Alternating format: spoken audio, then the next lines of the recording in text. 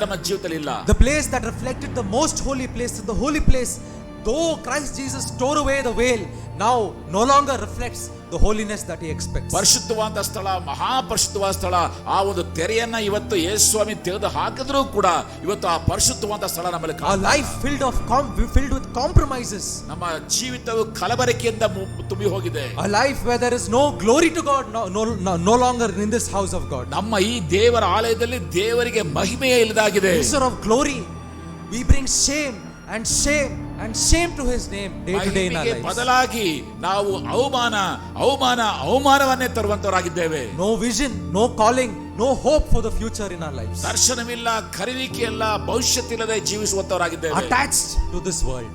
ನಾವು ಈ ಲೋಕಕ್ಕೆ ಅಂಟಿಕೊಂಡಿದ್ದೇವೆ. Attached to the pleasures of this world. ಈ ಲೋಕದ ಇಚ್ಛೆಗಳಿಗೆ ಅಂಟಿಕೊಂಡಿದ್ದೇವೆ. To the riches of this world. ಈ ಲೋಕದ ಶ್ರೀಮಂತಿಕೆಗೆ ಅಂಟಿಕೊಂಡಿದ್ದೇವೆ. To the food, clothing and the wealth of this world. ಲೋಕದ ಹಣ, ಒಂದು ಆಸ್ತಿ, ಬಟ್ಟೆಗಳಿಗೆ ನಾವು ಅಂಟಿಕೊಂಡಿದ್ದೇವೆ. Is this what the Lord expects of his house?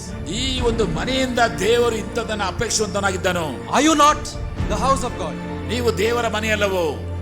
1 Corinthians chapter 3 verse 16 says, do you not know that you are the temple of the Lord? 1 ಕೊರಿಂಥ 3ನೇ ಅಧ್ಯಾಯ 17ನೇ ವಾಕ್ಯದಲ್ಲಿ ನೀವು ದೇವರ ಆಲಯವಾಗಿದ್ದೀರೆಂಬುದು. Are you not aware? ಇದು ನಿಮಗೆ ಗೊತ್ತಿಲ್ಲವೋ? Do you not know? ನಿಮಗೆ ಗೊತ್ತಿಲ್ಲವೋ ಇವು? That you are the house of the Lord. ನೀವೇ ದೇವರ ಆಲಯವಾಗಿದ್ದೀರೆಂಬುದು ನಿಮಗೆ ಗೊತ್ತಿಲ್ಲವೋ? For he who defiles, he who destroys this house, the Lord will destroy him. ಯಾವನು ದೇವರ ಆಲಯವನ್ನು ಕೆಡಿಸುತ್ತಾನೋ ದೇವರು ಅವನನ್ನ ಕೆಡಿಸುತ್ತಾನೆ.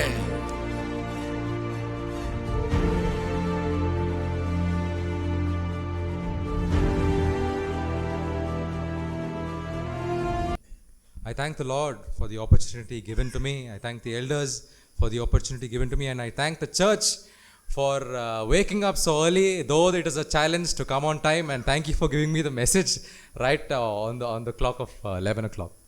ಕರ್ತನಿಗೆ ನಾನು ಸ್ತೋತ್ರ ಸಲ್ಲಿಸ್ತೇನೆ ಅವಕಾಶ ಕೊಟ್ಟಿದ್ದಕ್ಕಾಗಿ, ಮತ್ತು ಸಭೆ ಕೂಡ ಕರ್ತನ ನಾನು ಸ್ತೋತ್ರ ಸಲ್ಲಿಸ್ತೇನೆ, ಮತ್ತು ಸಮಯಕ್ಕೆ ಸರಿಯಾಗಿ ನನಗೆ ಸಂದೇಶಕ್ಕೆ ಒಪ್ಪಿಸಿಕೊಟ್ಟಿದ್ದಕ್ಕಾಗಿ ಕೂಡ ಸಭೆಗೆ ನಾನು ಸ್ತೋತ್ರ ಸಲ್ಲಿಸುತ್ತೇನೆ. I know that there are a lot of challenges, especially on Sunday morning during this weather, but you have all made the attempt to come early, and I thank you for that. ಈ ಚಳಿಯಲ್ಲೇ ನಾವು ಬೆಳಗ್ಗೆ ಬೇಗ ಬರುವುದು ಬಹಳ ಒಂದು ಹೋರಾಟ ಆಗಿರುತ್ತೆ, ಆದರೂ ಕೂಡ ನೀವು ಸಮಯ ಮಾಡಿಕೊಂಡು ನೀವೆಲ್ಲ ಸಮಯಕ್ಕೆ ಸರಿಯಾಗಿ ನೀವು ಬಂದಿರೋದಕ್ಕಾಗಿ ನಿಮಗೆ ವಂದನೆ ಸಲ್ಲಿಸ್ತೇನೆ. Today the word of God that the Lord has kept in my heart today is a very simple but yet and also a very serious topic. ಈ ದಿನದಲ್ಲಿ ಕರ್ತನ ಹೃದಯ ಇಟ್ಟಿರುವಂತಹ ಒಂದು ವಿಷಯ ಅದು ಬಹಳ ಸಾಮಾನ್ಯವಾದಂತಹ ಒಂದು ವಿಷಯವಾಗಿದೆ, ಅದೇ ಸಮಯದಲ್ಲಿ ಅದು ಬಹಳ ಪ್ರಮುಖವಾದಂತಹ ಒಂದು ಸಂಗತಿ ಕೂಡ ಆಗಿರುವಂತದ್ದಾಗಿದೆ. There might be many verses, referential verses, so I ask you to please be quick. ನಾನು ಅನೇಕ ವಾಕ್ಯ ಭಾಗಗಳನ್ನು ನಾನು ಹೇಳುವಂತವನಾಗಿದ್ದೆ, ಆದರೆ ದಯವಿಟ್ಟು ವಾಕ್ಯವನ್ನು ಆದಷ್ಟು ಬೇಗ ನೀವುಗಳು ಓದಿ ನನಗೆ ಸಹಾಯ ಕೊಡಬೇಕೆಂಬುದಾಗಿ ಕೇಳಿಕೊಳ್ಳುತ್ತೇನೆ. So without any further delay, let us dive into the message that the Lord has given us. ನಾವು ನೇರವಾಗಿ ವಾಕ್ಯ ಸಂದೇಶಕ್ಕೆ ನಾವು ಹೋಗುವಂತರಾಗಿರೋಣ.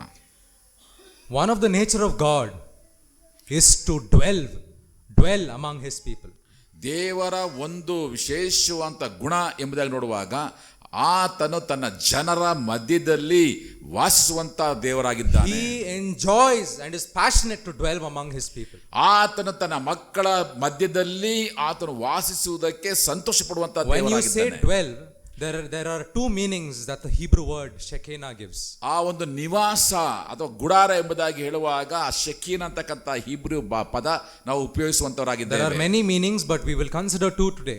ಆ ಪದಕ್ಕೆ ಎಷ್ಟೋ ಅರ್ಥಗಳಿದೆ, ಆದರೆ ಎರಡು ಅರ್ಥಗಳನ್ನ ಮಾತ್ರ ನಾವು ಆಲೋಚಿಸುವಂತವರಾಗಿದ್ದೇವೆ. One is to feel the presence of the other.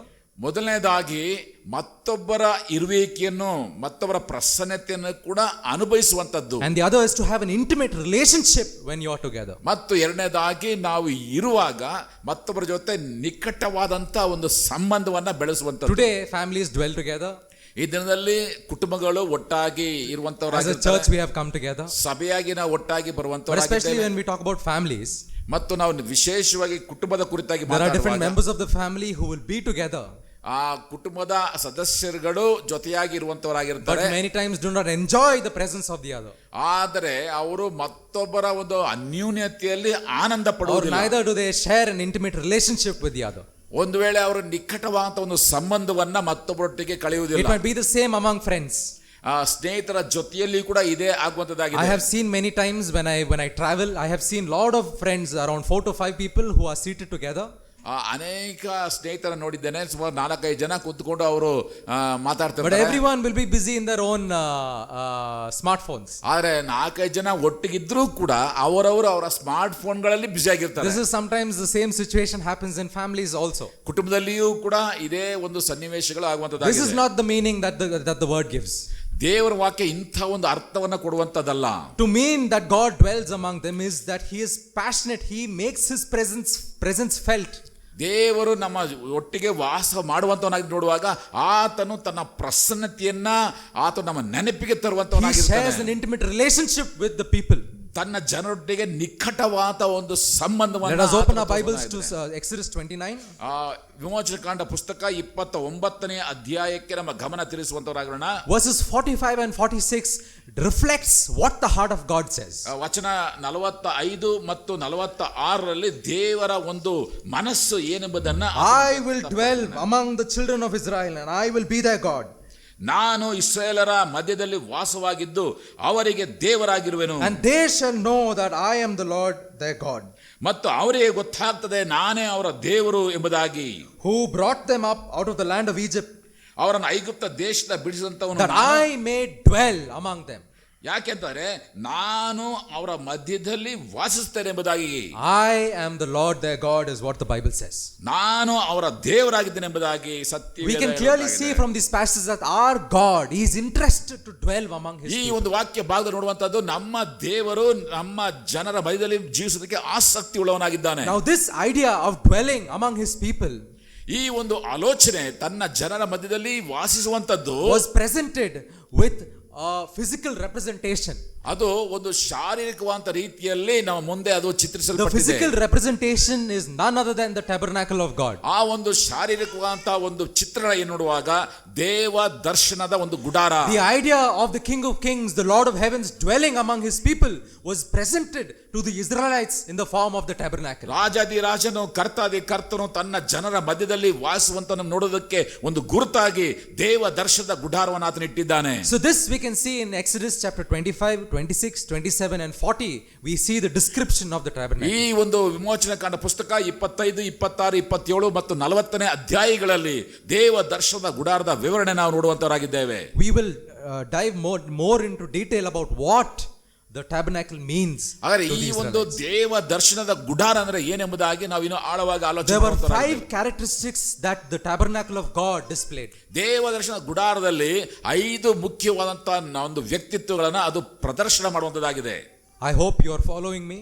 ನಿಮಗೆ ನಾವು ನನ್ನ ಅನುಸರಿಸ್ತೇವೆ ಅನಿಸ್ತೇನೆ. The 5 characteristics of the tabernacle ಆ ಒಂದು ದೇವ ದರ್ಶನದ ಗುಡಾರದ 5 ಪ್ರಮುಖವಾದಂತಹ ಒಂದು ಸಂಗತಿಗಳು which signified the dwelling of the King of Kings among his people. ಅವು ರಾಜಾದಿ ರಾಜನಾಗಿರುವಂತಹ ದೇವರು ಅವರ ಮಧ್ಯದಲ್ಲಿ ಪ್ರಸನ್ನಾಗಿದೆ ಎಂಬುದಕ್ಕೆ ಒಂದು ಗುರುತಾಗಿದೆ. The first one is very simple and direct. We see that in Exodus chapter 25. ಮೂರನೇದಾಗಿ ಬಹಳ ನೇರವಾಗಿ ತಿಳಿಸುವಂತಹ ವಚನ ಈ ವಿಮೋಚನಕಾಂಡ It is a very simple fact. 25ನೇ ಅಧ್ಯಾಯ Verses 8 and 9.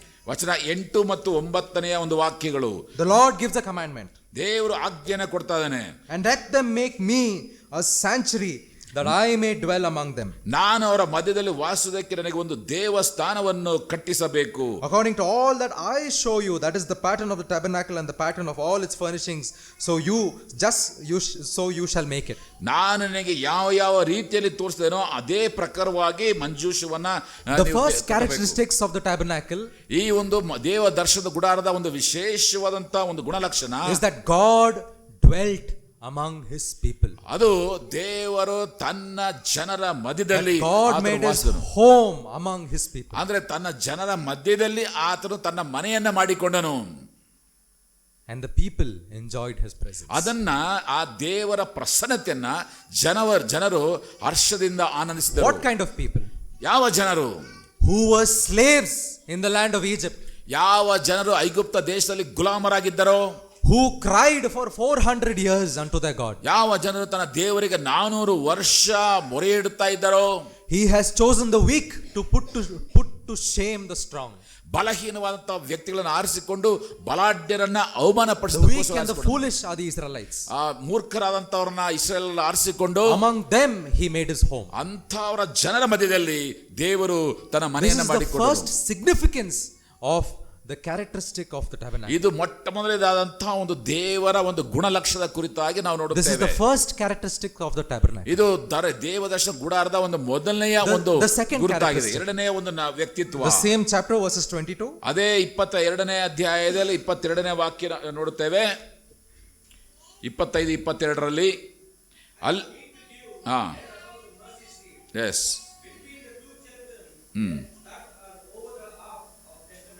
ಎಸ್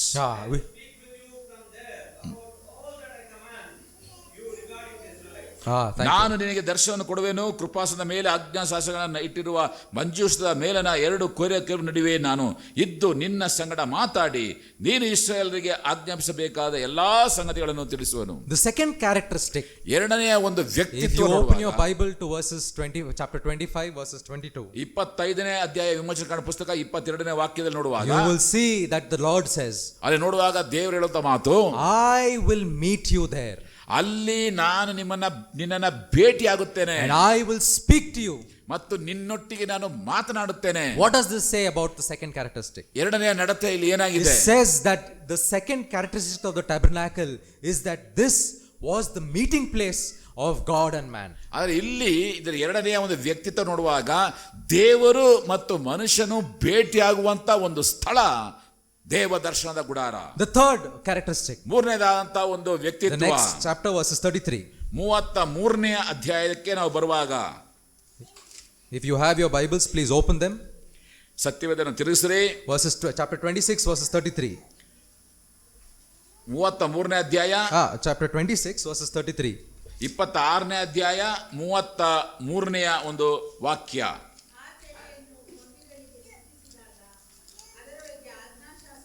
ಇಲ್ಲ 26, 33. And you shall hang the veil from the clasp. Then you shall bring the ark of the testimony in there, behind the veil. The veil shall be a divider for you between the holy place and the most holy. ಆ ತೆರೆಯನ್ನು ಕೊಂಡಿಗಳಿಗೆ ಸಿಕ್ಕಿಸಿದಾಗ ಅದರೊಳಗೆ ಆಜ್ಞಾಶಾಸನಗಳನ್ನು ಮಂಜೂಷವನ್ನು ತರಿಸಬೇಕು. ಆ ತೆರೆಯು ಪವಿತ್ರ ಸ್ಥಾನವನ್ನು ಮಹಾಪವಿತ್ರ ಸ್ಥಾನವನ್ನು ಬೇರೆ ಬೇರೆ ಮಾಡುವುದು.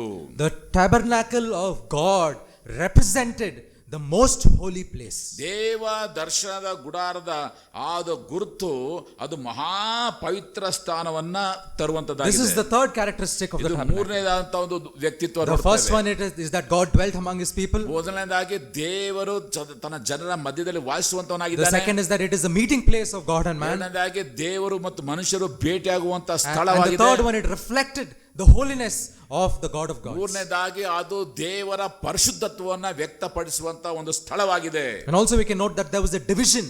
ಮತ್ತು ಅಲ್ಲಿ ಒಂದು ಬೇರ್ಪಡಿಸುವಿಕೆ There was a ನೋಡುತ್ತೇವೆ. veil ಅದು ಅಲ್ಲಿ ಒಂದು ತೆರೆ ಇದೆ. between the holy place and the most holy place. ಆ ಪವಿತ್ರಾಲಯ ಮತ್ತು ಮಹಾಪವಿತ್ರ ಸ್ಥಳಕ್ಕೆ ಮಧ್ಯದಲ್ಲಿ ಒಂದು ತೆರೆ ಇದೆ. Not all could enter the most holy place. ಎಲ್ಲರೂ ಕೂಡ ಆ ಒಂದು ಮಹಾಪವಿತ್ರ ಸ್ಥಳಕ್ಕೆ ಪ್ರವೇಶ ಮಾಡೋದಕ್ಕೆ ಸಾಧ್ಯ Therefore, ಇಲ್ಲ. the third characteristic is that this represented the holiness of God. ಅದರ ಮೊದಲನೇ ಇದು ಮೂರನೇದಾಗಿ ಇದು ಸೂಚಿಸುವಂತ ಒಂದು ವಿಷಯ, ಇದು ದೇವರ ಪರಿಶುದ್ಧತ್ವವನ್ನು ಸೂಚಿಸುವಂತಾಗಿದೆ. The fourth characteristic we read in the chapter 40. ನಾಲ್ಕನೇದಾದಂತಹ ವಿಷಯ, So Exodus chapter 40 verses 35. 40 ಮತ್ತು 35ನೇ ಅಧ್ಯಾಯ, 40ನೇ ಅಧ್ಯಾಯ 35ನೇ ವಾಕ್ಯ. ಮೇಘವು ದೇವದರ್ಶನದ ಗುಡಾರದ ಮೇಲೆ ನೆಲೆಯಾಗಿರುವುದರಿಂದಲೂ ಯೆಹೋವನ ತೇಜಸ್ಸು ಗುಡಾರದಲ್ಲಿ ತುಂಬಿರುವುದರಿಂದಲೂ ಮೋಶೆ ಗುಡಾರದಲ್ಲಿ ಹೋಗಲಾರದೆ ಇದ್ದನು. We read here that Moses was not able to enter the tabernacle because of a reason. ಇಲ್ಲ ನೋಡುತ್ತೇವೆ, ಮೋಶೆ ಆ ಒಂದು ದೇವ ದರ್ಶನದ ಗುಡಾರವನ್ನು ಪ್ರವೇಶ ಮಾಡೋಕ್ಕೆ ಸಾಧ್ಯವಾಗಲಿಲ್ಲ, ಯಾಕಂದ್ರೆ ಮೇಘದ ನಿಮಿತ್ತವಾಗಿ. And the cloud reflected the glory of God. ಆ ಮೇಘ ಎನ್ನುವಂಥದ್ದು ದೇವರ ಮಹಿಮೆಯನ್ನ ಅದು ಸೂಚಿಸುವಂತಾಗಿದೆ. Now the fourth characteristic is that the tabernacle of God represented and reflected the glory of the Lord. So ಅದರಿಂದ ನಾಲ್ಕನೆಯದಾಗಿ ಈ ಒಂದು ದೇವರ ದರ್ಶನ ಗುಡಾರವು ದೇವರ ಮಹಿಮೆಯನ್ನ ಅದು So ಪ್ರಕಟಿಸುವಂತದ್ದಾಗಿದೆ. much so that man could not enter. ಎಷ್ಟು ಮಟ್ಟಿಗೆ ನೋಡುವಾಗ ಅದು ಮನುಷ್ಯನು ಒಳಗೆ ಪ್ರವೇಶ Even the one who was ಮಾಡಕ್ಕೆ chosen as the leader of the Israelites, ದೇವರು ಯಾರನ್ನ ನಾಯಕನಾಗಿ ಆರಿಸಿಕೊಂಡ ಅವನೂ ಕೂಡ ಪ್ರವೇಶ ಮಾಡಕ್ಕೆ ಸಾಧ್ಯವಾಗಲಿಲ್ಲ. who saw God face to face, ಯಾರು ದೇವರ ಮುಖಾಮುಖಿಯಾಗಿ ನೋಡಿದನೋ who met the Lord in the burning bush, ಮತ್ತು ಯಾವನು ಆ ಒಂದು ಉರಿಯುವಂತ ಪೊದೆಯಲ್ಲಿ ದೇವರ ಕಂಡನ ಅವನು ಕೂಡ ಮುಂದಕ್ಕೆ The Lord ಹೋಗ. who said, Moses, remove your sandals from your feet, for the ದೇವರ place that ಮಾತು- you stand is holy. ಮೋಶೆ ನಿನ್ನ ಕಾಲಿರ್ತಕ್ಕಂಥ ಕೆರಳನ್ನು ತೆಗೆದು ಹಾಕು, ಯಾಕಂದ್ರೆ ನೀನು ನಿಂತಿರುವಂತ ಸ್ಥಳ ಅದು ಪರಿಶುದ್ಧವಾದದ್ದು. One who enjoyed friendship with the Lord is now being restrained from entering the tabernacle. ಯಾವ ವ್ಯಕ್ತಿ ದೇವರೊಟ್ಟಿಗೆ ಅಷ್ಟೊಂದು ನಿಕಟವಾದ ಸಂಪರ್ಕ ಇಟ್ಟುಕೊಂಡಿದನೋ ಆ ವ್ಯಕ್ತಿಯೂ ಕೂಡ ದೇವರ ಪ್ರಸನ್ನತೆಗೆ ಹೋಗೋದಕ್ಕೆ Because the ಸಾಧ್ಯವಾಗಲಿಲ್ಲ. tabernacle of God, ಯಾಕಂದ್ರೆ ದೇವ ದರ್ಶನದ ಗುಡಾರ it ಇರುವಂತದ್ದು reflected the glory of the Lord. ಅದು ದೇವರ ಒಂದು ಮಹಿಮೆಯನ್ನ The ಪ್ರದರ್ಶಿಸುತ್ತಾಗಿದೆ. fifth characteristic, ಐದನೇದಾದಂತ ವ್ಯಕ್ತಿತ್ವ. the same chapter, the next verse. ಅದೇ ಅಧ್ಯಾಯದಲ್ಲಿ ಮುಂದಿನ ವಾಕ್ಯ ಭಾಗ, ಆ ಮೇಘವು ಗುಡಾರವನ್ನು ಬಿಟ್ಟು ಮೇಲಕ್ಕೆ ಹೋದಾಗ ಇಸ್ರಾಯೇಲರು ಮುಂದೆ ಪ್ರಯಾಣ ಮಾಡುವರು. We read here that the fifth and the final characteristic of the tabernacle was that it represented a calling.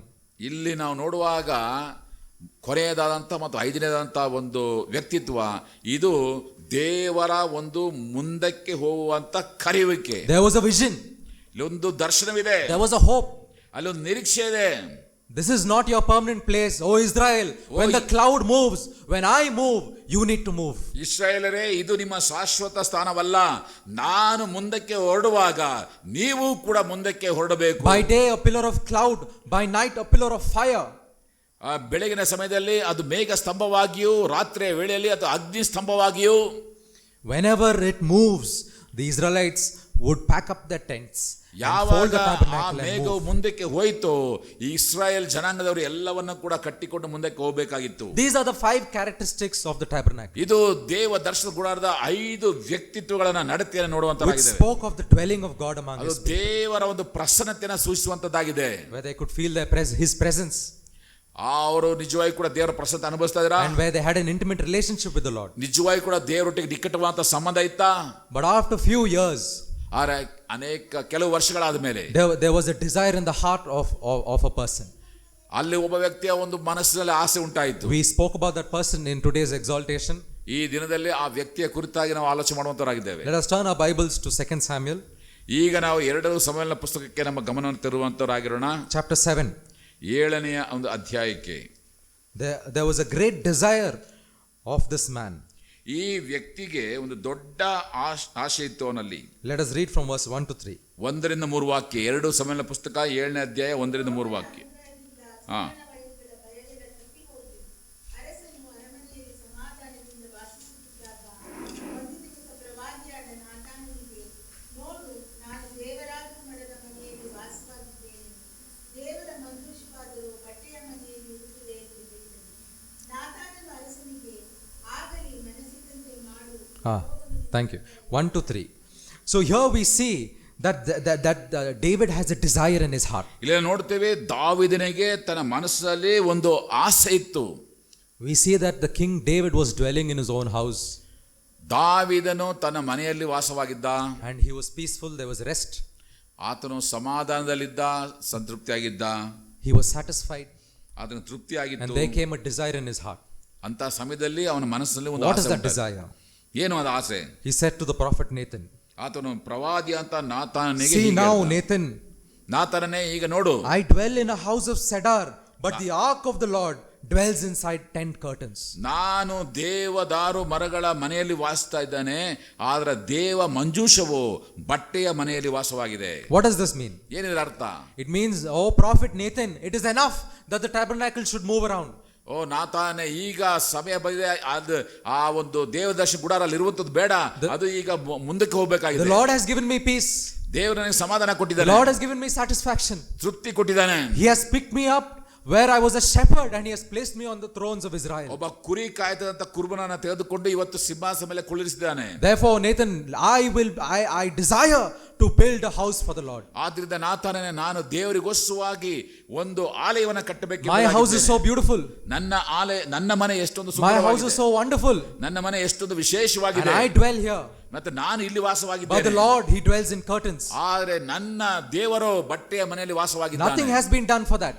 ಆತನಿಗೋಸ್ಕರವಾಗಿ ನಾನು ಏನು ಮಾಡಿಲ್ಲ. Therefore, prophet Nathan, I wish to build a house for the Lord. ಆದ್ರಿಂದ ಪ್ರವಾದಿ ಅಂತ ನಾತಾನನೇ, ನಾನು ಆ ದೇವರಿಗೋಸ್ಕರವಾಗಿ ಒಂದು ಮನೆಯನ್ನು ಕಟ್ಟಬೇಕಾಗಿದೆ. This is the desire in the heart of King David. ಇದು ಅರಸನಾದ ದಾವೀದನ ಹೃದಯದಲ್ಲಿರುವಂತಹ ಒಂದು ಆಕಾಂಕ್ಷೆ. In 2 Samuel chapter 7 verse 1 to 3, we see a great desire in the heart of King David. ಈ 2 ಸಮುವೇಲ 7ನೇ ಅಧ್ಯಾಯ 1-2 ವಾಕ್ಯಗಳಲ್ಲಿ ದಾವೀದನಿಗಿದ್ದಂತ ದೊಡ್ಡ ಒಂದು ಆಶೆಯನ್ನು ನೋಡುತ್ತೇವೆ. I want to build a permanent structure for my Lord. ನನ್ನ ದೇವರಿಗೋಸ್ಕರವಾಗಿ ಒಂದು ಶಾಶ್ವತವಾದಂತ ಒಂದು ಆಲಯವನ್ನ ಕಟ್ಟಬೇಕಾಗಿದೆ. In 1957 BC, 1957ರಲ್ಲಿ his son ಕ್ರಿಸ್ತಪೂರ್ವ Solomon built a wonderful and beautiful temple. ಆ ದೇವರಿಗೋಸ್ಕರವಾಗಿ ದಾವೀದನ ಮಗನಾದ ಸೊಲೊಮೋನನು ಒಂದು ದೊಡ್ಡ ಆ ದೇವರ ಆಲಯವನ್ನ He took almost 20 years. ಆ ಕಟ್ಟೋದಕ್ಕೆ ಅದು ಸುಮಾರು 20 ವರ್ಷವಾಗಿತ್ತು.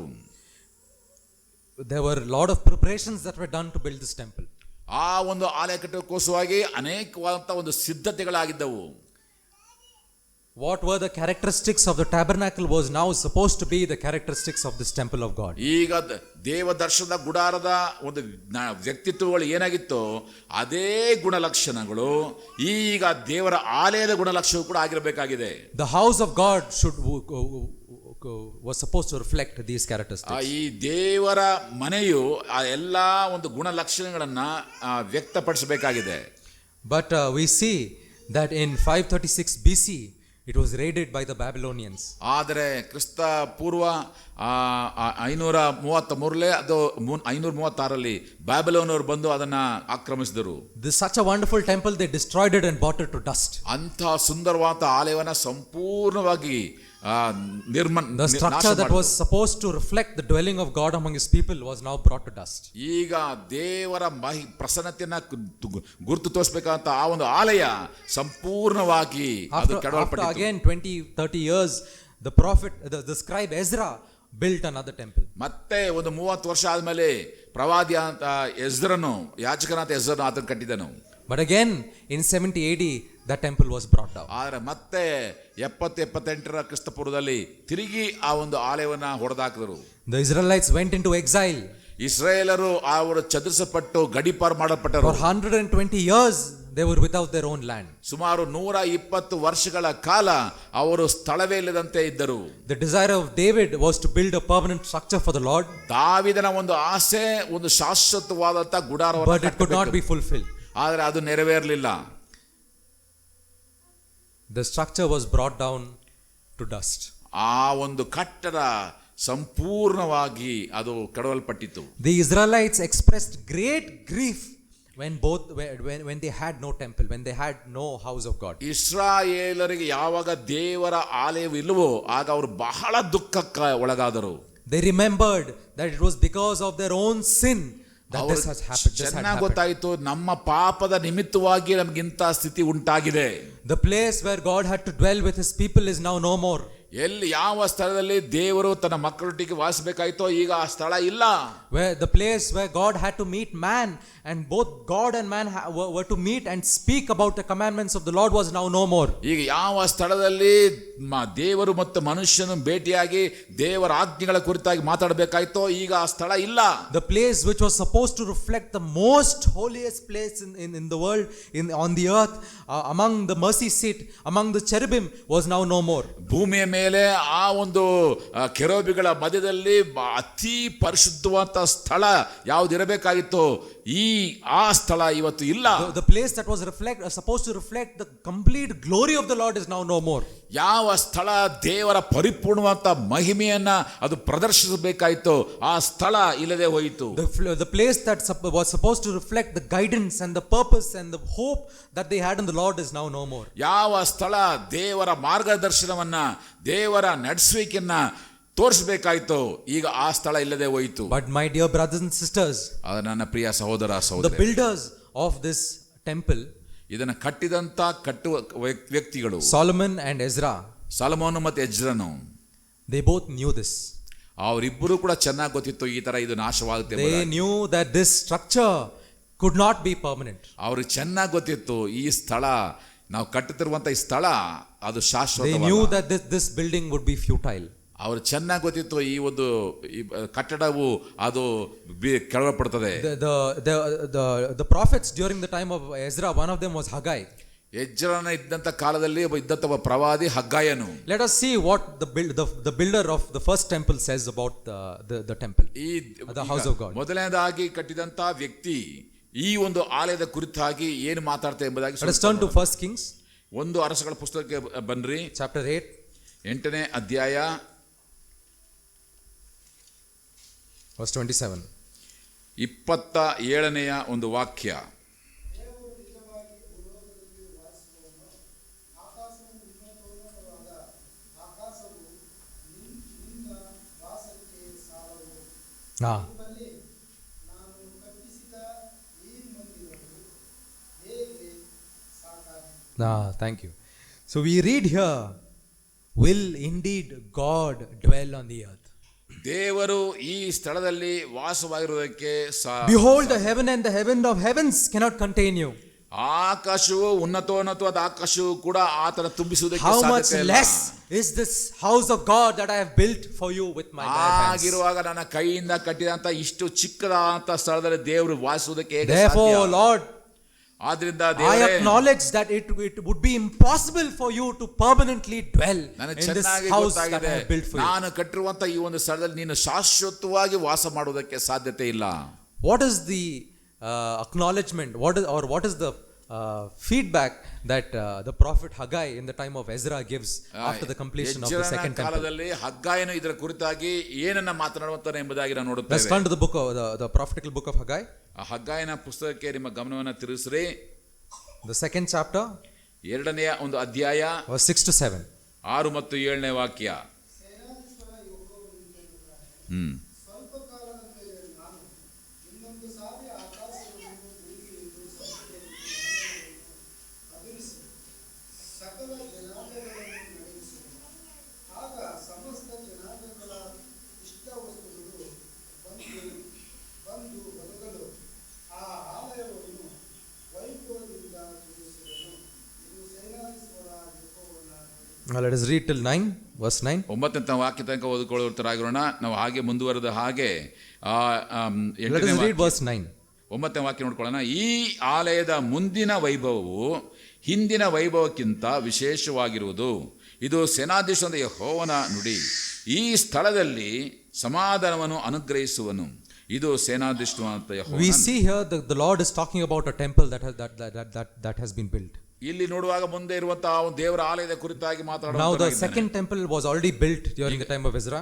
ಎಜ್ರನ ಕಾಲದಲ್ಲಿ 2ನೇ ಆಲಯವು ಈಗಾಗಲೇ ಕಟ್ಟಲ್ಪಟ್ಟಿದೆ. After that is this word that was spoken by ಅದಾದ the Lord. ನಂತರ ಈ ಮಾತುಗಳು ಹೇಳಲ್ಪಟ್ಟಿದೆ. The Lord is saying that I will fill this future temple with the glory that cannot be compared with the former temples. ದೇವರು ಹೇಳುತ್ತ ಮಾತು, ಮುಂದಿನ ಆಲಯವನ್ನ ನಾನು ನನ್ನ ಮಹಿಮೆಯಿಂದ ಎಷ್ಟು ಮಟ್ಟಿಗೆ ತುಂಬಿಸ್ತೇನೆ ಅಂತಂದ್ರೆ ನೀವು ಹಿಂದಿನದ ವಿಷಯವಾಗಿ ಅದನ್ನ ನೀವು ಹೋಲಿಕೆ ಮಾಡಿ ನೋಡಕ್ಕೂ ಕೂಡ ಸಾಧ್ಯ. So what is the Lord trying to tell Haggai and Ezra? ಎಜ್ರನಿಗೆ ಹೇಳುವಂತ ಮಾತು ಏನಾಗಿದೆ? What is the Lord trying to tell through the prophet Haggai to Ezra, who is building this house of the Lord? ಕಟ್ಟುವಂತ ಈ ಆಲಯದ ಕುರಿತಾಗಿ ಹೇಳುವಂತ ಮಾತು ಏನಾಗಿದೆ? Is that the Lord is saying that it is impossible for this temple to hold my glory completely.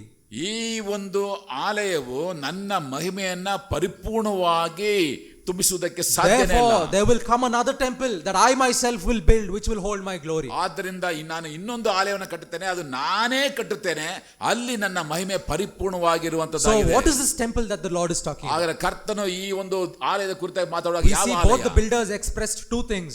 ನೋಡಿ, ಇಬ್ಬರು ಕಟ್ಟುವಂತವರು ಕೂಡ ಅವರು ತಮ್ಮ ಭಾವನೆಯನ್ನು ವ್ಯಕ್ತಪಡಿಸಿದ್ದಾರೆ. That God could not be permanently dwelling among us. ಅವ್ರು ಹೇಳುತ್ತ ಮಾತು, ದೇವರು ಶಾಶ್ವತವಾಗಿ ನಮ್ಮೊಟ್ಟಿಗೆ ಇರುವುದಕ್ಕೆ ಸಾಧ್ಯ. And the second is that we could never behold the complete glory of our Lord. ಎರಡನೇದಾಗಿ ದೇವರ ಮಹಿಮೆಯನ್ನು ನಾವು ನಿರಂತರವಾಗಿ ಹಿಡಿದಿರುವುದಕ್ಕೆ ತೋರಿಸೋದಕ್ಕೆ ಸಾಧ್ಯತೆನೇ ಇಲ್ಲ. Therefore the Lord is saying to Haggai, I will build another temple. ಆದ್ರಿಂದಲೇ ದೇವರೇ ಹೇಳುತ್ತ ಮಾತು, ನಾನು ಆಲಯವನ್ನ ಕಟ್ಟುತ್ತೇನೆ where I will dwell permanently, ಮತ್ತು ನಾನು ಅಲ್ಲಿ ಶಾಶ್ವತವಾಗಿ and which will reflect my complete glory. ಮತ್ತು ಅದು ನನ್ನ ಮಹಿಮೆಯನ್ನ ಶಾಶ್ವತವಾಗಿ ವ್ಯಕ್ತಪಡಿಸೋದಾಗಿದೆ. Now who is the builder of this temple? ಈ ಮನೆಯನ್ನ ಆಲಯವನ್ನು ಕಟ್ಟುವಂತವ್ರು ಯಾರು? Let us turn to the book of Zechariah, ಈಗ ಜೆಕರ್ಯನ ಪುಸ್ತಕ chapter 6, 6ನೇ ಅಧ್ಯಾಯ verses 12. 12ನೇ ವಾಕ್ಯವನ್ನ ನಾವು ನೋಡುವಾಗ ಈ ರೀತಿ ಬರೆಯಲ್ಪಟ್ಟಿದೆ. ಸೇನಾಧೀಶ ಅವನಿಗೆ ಹೀಗೆ ಹೇಳು, ಸೇನಾಧೀಶ ಯೆಹೋವನು ಇಂತೆನ್ನುತ್ತಾನೆ, ಇಗೋ ಮೊಳಿಕೆ ಎಂಬ ಪುರುಷನು ಅವನು ಇದ್ದಲ್ಲಿಯೇ ವೃದ್ಧಿಯಾಗಿ ಯೆಹೋವನ ಆಲಯವನ್ನು ಕಟ್ಟಿಸುವೆನು. That see, we see here the Lord is saying, behold, the man whose name is the branch. ಇಲ್ಲಿ ನಾವು ನೋಡುತ್ತೇವೆ ಆ ಮನುಷ್ಯನ ಹೆಸರು, ಆತನ ಹೆಸರು ಕೊಡುವಂಥದ್ದು ಮೊಳಕೆ ಎಂಬುದಾಗಿ. From his place he shall branch out and he shall build a temple for me. ಆತನು ತನ್ನ ಸ್ಥಳದಿಂದಲೇ ಆತನು ಬೆಳೆದು He shall build my house. ಆತನು ನನ್ನ ಮನೆಯನ್ನ ಕಟ್ಟುವಂತವನಾಗಿದ್ದಾನೆ. He is the one who will build my house. ನನ್ನ ಮನೆಯನ್ನು ಕಟ್ಟುವ ಆತನೇ ಆಗಿದ್ದಾನೆ. Now the Lord is telling, he is speaking through the prophet Zechariah that there is a man called the branch. ಜಕರೀಯನ ಮುಖಾಂತರವಾಗಿ ದೇವರ ಮಾತು, ಒಂದು ಮೊಳಕೆ ಎನ್ನುವಂತಹ ಒಬ್ಬ ಪುರುಷನಿದ್ದಾನೆ. And he will build my house. ಅವನು ನನ್ನ ಆಲಯವನ್ನ ಕಟ್ಟುತ್ತಾನೆ. Who is this branch? ಈ ಒಂದು ಮೊಳಕೆ ಎಂಬುವಂತ ಇವನು ಯಾರು? Let us turn to the book of Isaiah, ಯೆಶಾಯನ ಪುಸ್ತಕ chapter 11, 11ನೇ ಅಧ್ಯಾಯ verses 1. ಮೊದಲನೆಯ ವಾಕ್ಯ.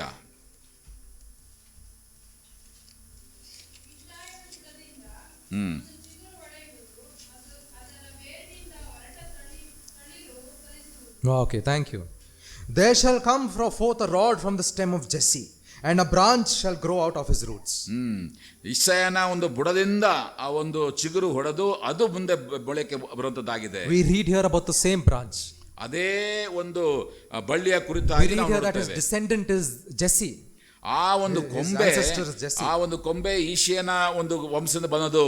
And this branch is going to build the house of the ಮತ್ತು Lord. ಆ ಒಂದು ಕೊಂಬೆಯು ಅದು ಕಟ್ಟುವಂತಾಗಿದೆ. Now you must have already gotten a clue about who this branch is. ಮತ್ತೆ ನಿಮ್ಗೆ ಈಗಾಗಲೇ ಗೊತ್ತಾಗಿದೆ ಈ ವ್ಯಕ್ತಿ ಯಾರೆಂಬುದಾಗಿ. It is none other than our Lord and Savior Jesus ಆದ್ರೆ ಬೇರೆ Christ. ಯಾರಿಲ್ಲ, ನಮ್ಮ ರಕ್ಷಕರಾದಂತ ಯೇಸು ಕ್ರಿಸ್ತನೇ ಆಗಿದ್ದಾನೆ. Let us turn to the book of the Gospel of Saint John.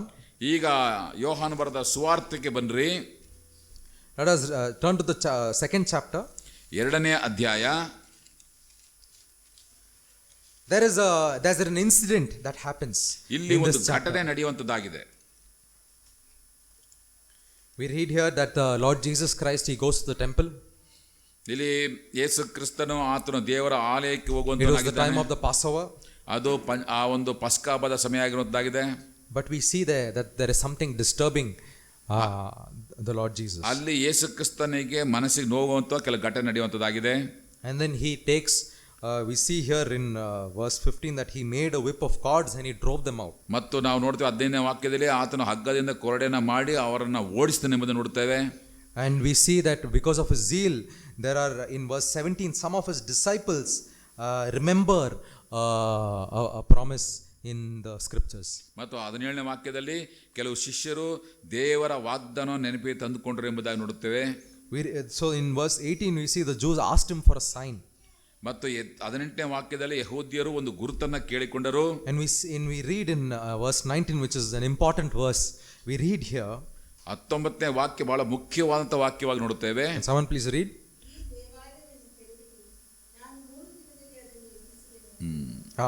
We read here again, the house of the Lord is brought into context. ಮತ್ತೆ ಈ ಒಂದು ದೇವರ ಆಲಯವನ್ನ ನೆನಪಿಗೆ The ತರುವಂತವರಾಗಿದ್ದಾರೆ. Lord Jesus answered and said to them, ಕರ್ತನು ಆತನ ಉತ್ತರವನ್ನ ಕೊಟ್ಟು ಇಲ್ಲಿ ಹೇಳುವಂತ destroy ಮಾತು, this temple and in 3 days I will raise it up.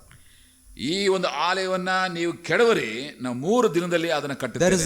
There is the first reference in the New Testament made to this temple, ಹೊಸ ಒಡಂಬಡಿಕೆಯಲ್ಲಿ ಮೊಟ್ಟ ಮೊದಲ ಬಾರಿಗೆ ದೇವರ ಆಲಯದ ಕುರಿತಾಗಿ where it is ಕೊಟ್ಟಂತ talking about the ಮಾತು. destruction of the temple. ದೇವರ ಒಂದು ನಾಶನದ ಕುರಿತಾಗಿ. But the Lord Jesus says, I will raise it up on the 3rd day. Yesu Krista ಹೇಳಿದ ಮಾತು, 3ನೇ ದಿನದಲ್ಲಿ ನಾನು ಅದನ್ನು ಎಬ್ಬಿಸ್ತೇನೆ. And then we see in verse 20 that the Jews are confused. They said almost 46 years were taken to build this temple, and you say that you will raise it up in 3 days. ಈಗ ಯೆಹೂದ್ಯರಿಗೆ ಅವರಿಗೆ confuse ಆಗಿ ಅವ್ರು ಹೇಳ್ತಾ ಇದ್ದಾರೆ, ಇದನ್ನ ಕಟ್ಟದಕ್ಕೆ 46 ವರ್ಷವಾಯಿತು, ನೀನು ಇದನ್ನ 3 ದಿನದಲ್ಲಿ ಇದನ್ನ ಎಬ್ಬಿಸ್ತೀಯಾ? But we read in verse 21. ಆದ್ರೆ ಅದೇ 21ನೇ ವಾಕ್ಯ Can ನೋಡಿ. someone please read? We read here that he was not talking about the structure that was before him. ತನ್ನ ಮುಂದೆ ಇರುವಂತ ಕಟ್ಟಡದ ಕುರಿತಾಗಿ ಆತನು ಮಾತಾಡ್ತಾ ಇಲ್ಲ. He was talking about his own body, ಆತನು ತನ್ನ ದೇಹದ ಕುರಿತಾಗಿ ಮಾತಾಡ್ತಾ ಇದ್ದಾನೆ. which is now referred to as the temple of God, ಅದನ್ನ ಈಗ ದೇವರ ಆಲಯ ಎಂಬುದಾಗಿ which is now ಮಾತಾಡ್ತಾ ಇದ್ದಾನೆ. referred to as the house of God. ಅದು ಈಗ ದೇವರ ಮನೆಯಾಗಿ ಗುರುತಿಸಲ್ಪಟ್ಟಿದೆ. Such a wonderful thing that the Lord has brought to us through the ಎಂತ scriptures. ವಿಶೇಷವಾದ ಸತ್ಯತೆಯನ್ನ ಕರ್ತನ ನಮಗೆ ತಿಳಿಸ್ತಾ ಇದ್ದಾನೆ. There is a second reference that has been made to the house of God, to the ದೇವರ temple of ಮನೆಯ God. ಕುರಿತಾಗಿ ಇನ್ನೊಂದು ಮಾತನ್ನು ಕೂಡ ನಾವು ನೋಡುವಂತವರಾಗಿದ್ದೇವೆ. Let us turn our pages in the same book to the 14th chapter. ಈಗ 14ನೇ ಅಧ್ಯಾಯಕ್ಕೆ ನಾವು ಬರೋಣ. ಅದೇ ಯೋಹಾನನ ಸುವಾರ್ತೆ 14ನೇ ಅಧ್ಯಾಯ Verses 15 to 17. 15, 16, 17ನೇ ವಾಕ್ಯ. ನನ್ನ ಆಜ್ಞೆಗಳನ್ನು ಕೈಗೊಂಡು ನಡೆಯಿರಿ. ಆಗ ನಾನು ತಂದೆಯನ್ನು ಬೇಡಿಕೊಳ್ಳುವೆನು. ಆತನು ನಿಮಗೆ ಬೇರೊಬ್ಬ ಸಹಾಯಕನನ್ನು ಸದಾಕಾಲ ನಿಮ್ಮ ಸಂಗಡ ಇರುವುದಕ್ಕೆ ಕೊಡುವೆನು. 17 till 17. ಆ ಸಹಾಯಕನು ಯಾರೆಂದರೆ ಸತ್ಯದ ಆತ್ಮನೇ. ಲೋಕವು ಆತನನ್ನು ನೋಡಿದೆಯೋ ತಿಳಿದಿದೆಯೋ ಇರುವುದರಿಂದ ಆತನನ್ನು ಹೊಂದಲಾರರು. ನೀವು ಆತನನ್ನು ಬಲ್ಲಿರಿ, ಹೇಗೆಂದರೆ ನಿಮ್ಮ ಬಳಿಯಲ್ಲಿ ವಾಸ ಮಾಡುತ್ತಾನೆ ಮತ್ತು ನಿಮ್ಮೊಳಗೆ ಇರುತ್ತಾನೆ. Thank you. So we read here that there is another helper who comes to us.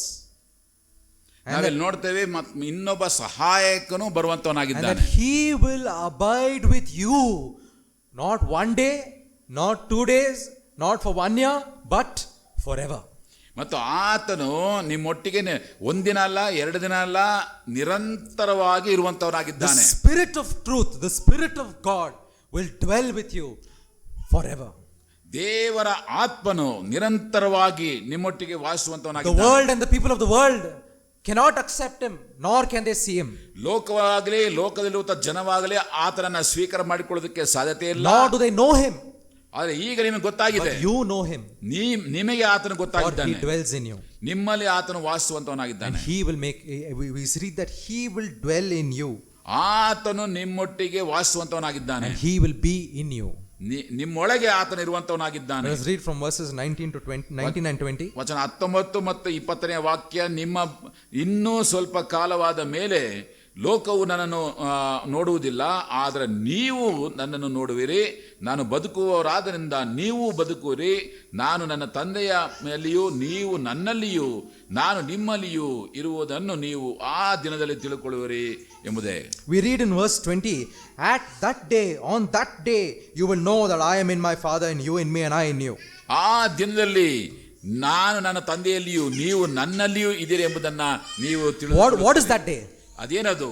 It is the day where the Lord, we read here in verse 19 that there is that the Lord Jesus talks about life. ಆ ಒಂದು ದಿನವು ಅದು talks about Life. ಆ ಜೀವಿತದ ಕುರಿತಾಗಿ ಮಾತನಾಡುವಂತ. Because I live. ಈಗ ನಾನು ಜೀವಿಸ್ತದೆ. If I were to die ನಾನು ಸಾಯುವುದಾದರೆ and be dead, ಅದು ಸತ್ತೋದ್ರೆ you would have been dead also. ನೀವು ಕೂಡ But because I live and will continue to live is the meaning that is given. ಅದರ ಅರ್ಥ ನಾನು ನಿರಂತರವಾಗಿ ಜೀವಿಸುವುದರಿಂದ ನೀವು ಕೂಡ ನಿರಂತರವಾಗಿ ಜೀವಿಸ್ತೀರಿ. And on that day you will know this. ಮತ್ತು ಆ ದಿನದಲ್ಲಿ ನಿಮಗೆ ಇದು ಗೊತ್ತಾಗ್ತದೆ. We read in chapter 2 that the Lord Jesus says, destroy this temple and in 3 days I will rise it up. ಮತ್ತೆ 2ನೇ ಅಧ್ಯಾಯದಲ್ಲಿ ನೋಡ್ತೇವೆ, ನೀವು ಇದನ್ನ ನಾಶ ಮಾಡ್ರಿ ಕಟ್ಟಡವನ್ನ 3 ದಿನದಲ್ಲಿ ನಾನು ಎಬ್ಬಿಸ್ತೇನೆ. My dear brothers and sisters, ನನ್ನ ಪ್ರಿಯ ಸಹೋದರ on the ಸಹೋದರರೇ, 3rd day when the Lord Jesus rose from the grave, 3ನೇ ದಿನದಲ್ಲಿ ಕರ್ತನು ಎದ್ದ ನಂತರ the resurrected life has now been given to those who believe in him. ಆತನ ಪುನರುತ್ಥಾನದ ಒಂದು ಜೀವಿತವನ್ನ ಈ ದಿನದಲ್ಲಿ ಯಾರು ಆತನ ನಂಬಿಕೆ ಇಡುತ್ತಾರೋ ಅವರಿಗೆ ಕೊಡಲ್ಪಡ್ತಾರೆ. In such a way that as the Lord Jesus is in the Father, so he will be with you and we will rejoice in him. ಯಾವ ರೀತಿಯಲ್ಲಿ ಯೇಸು ತನ್ನ ತಂದೆಯೊಟ್ಟಿಗೆ ಇರುವಂತವನಾಗಿದ್ದಾನೋ ಆ ಪ್ರಕಾರವಾಗಿ ನಿಮ್ಮಲ್ಲಿ ಕೂಡ ಆತನು This is the ವಾಸಿಸುವಂತವನಾಗಿದ್ದಾನೆ. great blessing that he has given to us. ಇದು ಒಂದು ದೊಡ್ಡ ಆಶೀರ್ವಾದವನ್ನ ದೇವರು ನಮಗೆ ಕೊಡುವಂತವನಾಗಿದ್ದಾನೆ. And let us read from 22 and 23. ಮತ್ತು ಈಗ 22 ಮತ್ತು 23ನೇ ವಾಕ್ಯವನ್ನು There is a doubt that Judas raises. ಅಲ್ಲಿ ಯೂದನು ಈ ಪ್ರಶ್ನೆಯನ್ನ He says, how will you manifest yourself to us ಇದು ಹೇಗೆ ನಮಗೆ ನೀನು ಕಾಣಿಸಿಕೊಳ್ಳುತ್ತೀಯ ಎಂಬುವಂತ and not to the ಪ್ರಶ್ನೆ. world? ಲೋಕಕ್ಕೆ Therefore ಕಾಣಿಸಿಕೊಳ್ಳುತ್ತೆ. Jesus replies and says, ಮತ್ತು ಆಗ ಯೇಸು ಕೊಡುವಂತ ಉತ್ತರ, if anyone loves me and he keep my word, my Father will love him, and we will come to him and we will make our home. 23ನೇ ವಾಕ್ಯ, ಯಾರಾದರೂ ನನ್ನನ್ನು ಪ್ರೀತಿಸುವುದಾದರೆ ನನ್ನ ಮಾತನ್ನು ಕೈಗೊಂಡು ನಡೆಯುವನು, ಅವನನ್ನು ನನ್ನ ತಂದೆಯು ಪ್ರೀತಿಸುವನು ಮತ್ತು ನಾವಿಬ್ಬರೂ ಅವನ ಬಳಿಗೆ ಬಂದು ಅವನ ಬಳಿಯಲ್ಲಿ ಬಿಡಾರವನ್ನು. Now if the Lord Jesus says that we will come and make, I will come I along with my Father will come and make my home in you. ಈ ಕರ್ತನ ಹೇಳುತ್ತ ಮಾತು, ನಾನು ಬರುತ್ತೇನೆ ಮತ್ತು ನನ್ನ ಜೊತೆಯಲ್ಲಿ ತಂದೆಯೂ ಬಂದು ನಾವು ಇಬ್ಬರೂ ಕೂಡ ನಿಮ್ಮೊಳಗೆ ವಾಸಿಸುವಂತವರಾಗಿದ್ದೇವೆ. Now if the Lord Jesus and the Father come and make their home in you, who are you? ಈಗ ತಂದೆಯು ಮತ್ತು ಕ್ರಿಸ್ತನು ಕೂಡ ಬಂದು ನಿಮ್ಮಲ್ಲಿ ವಾಸಿಸುವುದಾದರೆ ನೀವು ಯಾರಾಗಿದ್ದೀರಾ? Who are you? ನೀವು ಯಾರಾಗಿದ್ದೀರಾ? You are none other than the house of God. ನೀವೇ ದೇವರ ಒಂದು ಆಲಯವಾಗಿದ್ದೀರಾ. You are the house of God. ನೀವೇ ದೇವರ ಆಲಯವಾಗಿದ್ದೀರಾ. God has chosen you and me to be the house of God. ದೇವರು ನಿನ್ನನ್ನು ನನ್ನನ್ನು ಕೂಡ ಆತನ ಆಲಯವಾಗಿ The home of ಆರಿಸಿಕೊಂಡಿದ್ದಾನೆ. ದೇವರ ಮನೆಯನ್ನಾಗಿ ಆರಿಸಿಕೊಂಡಿದ್ದಾನೆ. This is the second reference that has been made to the house of God. ಇದು ದೇವರ ಮನೆಯ ಕುರಿತಾಗಿ ಹೇಳಲ್ಪಡುವಂತ That the body of Christ came down to establish the home of God. ದೇವರ ಒಂದು ದೇಹವು ಆತನ ಇಳಿಯಲ್ಪಟ್ಟಿದ್ದು ಯಾಕಂತಾರೆ ಆತನ ಇಲ್ಲಿ ತನ್ನ ಒಂದು ಮನೆಯನ್ನ ಮಾಡುವುದು. And through Christ, you and I have been made into the house of God. ಕ್ರಿಸ್ತನ ಮುಖಾಂತರವಾಗಿ ನಾವು ಕೂಡ ಈ ದಿನಗಳಲ್ಲಿ ದೇವರ ಆಲಯವಾಗಿ Now I want to raise before you a very important question. ಈಗ ಒಂದು ಬಹಳ ಪ್ರಮುಖವಾದಂತ ಪ್ರಶ್ನೆಯನ್ನ ನಿಮ್ಮ ಮುಂದೆ ಇಡುತ್ತಾ ಇದ್ದೇನೆ. Test your hearts. ನಿಮ್ಮ ಹೃದಯಗಳನ್ನ ಪರೀಕ್ಷಿಸಿ. Look into your hearts. ನಿಮ್ಮ ಹೃದಯಗಳ ಒಳಗೆ ನೋಡ್ರಿ. Can you say that you are this house that the God expects you to be? ಮತ್ತು ನೀವು ಹೇಳ್ರಿ, ಹೌದು ಇಂಥ ಒಂದು ಹೃದಯವನ್ನ ಮನೆಯನ್ನಾಗಿ ದೇವರು ಆತನ. Are you the house of God which the tabernacle reflected? ನೀವು ಆ ದೇವ ದರ್ಶನ ಗುಡಾರ ಪ್ರಕಟಿಸಿದಂತ ಆ ಸತ್ಯತೆಗಳು ಇವತ್ತು ನಿಮ್ಮಲ್ಲಿ ಕಾಣುವಂತದ್ದಾಗಿದೆಯಾ? Test your hearts. ನಿಮ್ಮ ಹೃದಯಗಳನ್ನ ಪರೀಕ್ಷಿಸಿಕೊಳ್ಳ್ರಿ. This is the moment to look into your hearts. ಇದು ಈ ಸಮಯ, ಇದು ನಿಮ್ಮನ್ನು ನೀವು ಪರೀಕ್ಷೆ ಮಾಡಿಕೊಳ್ಳುವಂತ And ಸಮಯ. answer the question. ಈ ಪ್ರಶ್ನೆಗೆ ಉತ್ತರ ಕೊಡ್ರಿ. Are you or have you been the house of God? ನೀವು ನಿಜವಾಗಿ ಕೂಡ ದೇವರ As ಮನೆಯಾಗಿದ್ದೀರಾ? how the Lord expects you to be. ದೇವರು ಯಾವ ರೀತಿ ಇರಬೇಕೆಂಬುದಾಗಿ ಬಯಸ್ತಾನೋ ಆ ರೀತಿಯಾಗಿ ನಿಮ್ಮ ಹೃದಯ ಇದೆಯಾ? In these times, in these end days, ಈ ಒಂದು ಕಡೆಯ ದಿವಸಗಳಲ್ಲಿ, ಅಂತ್ಯ ಕಾಲಗಳಲ್ಲಿ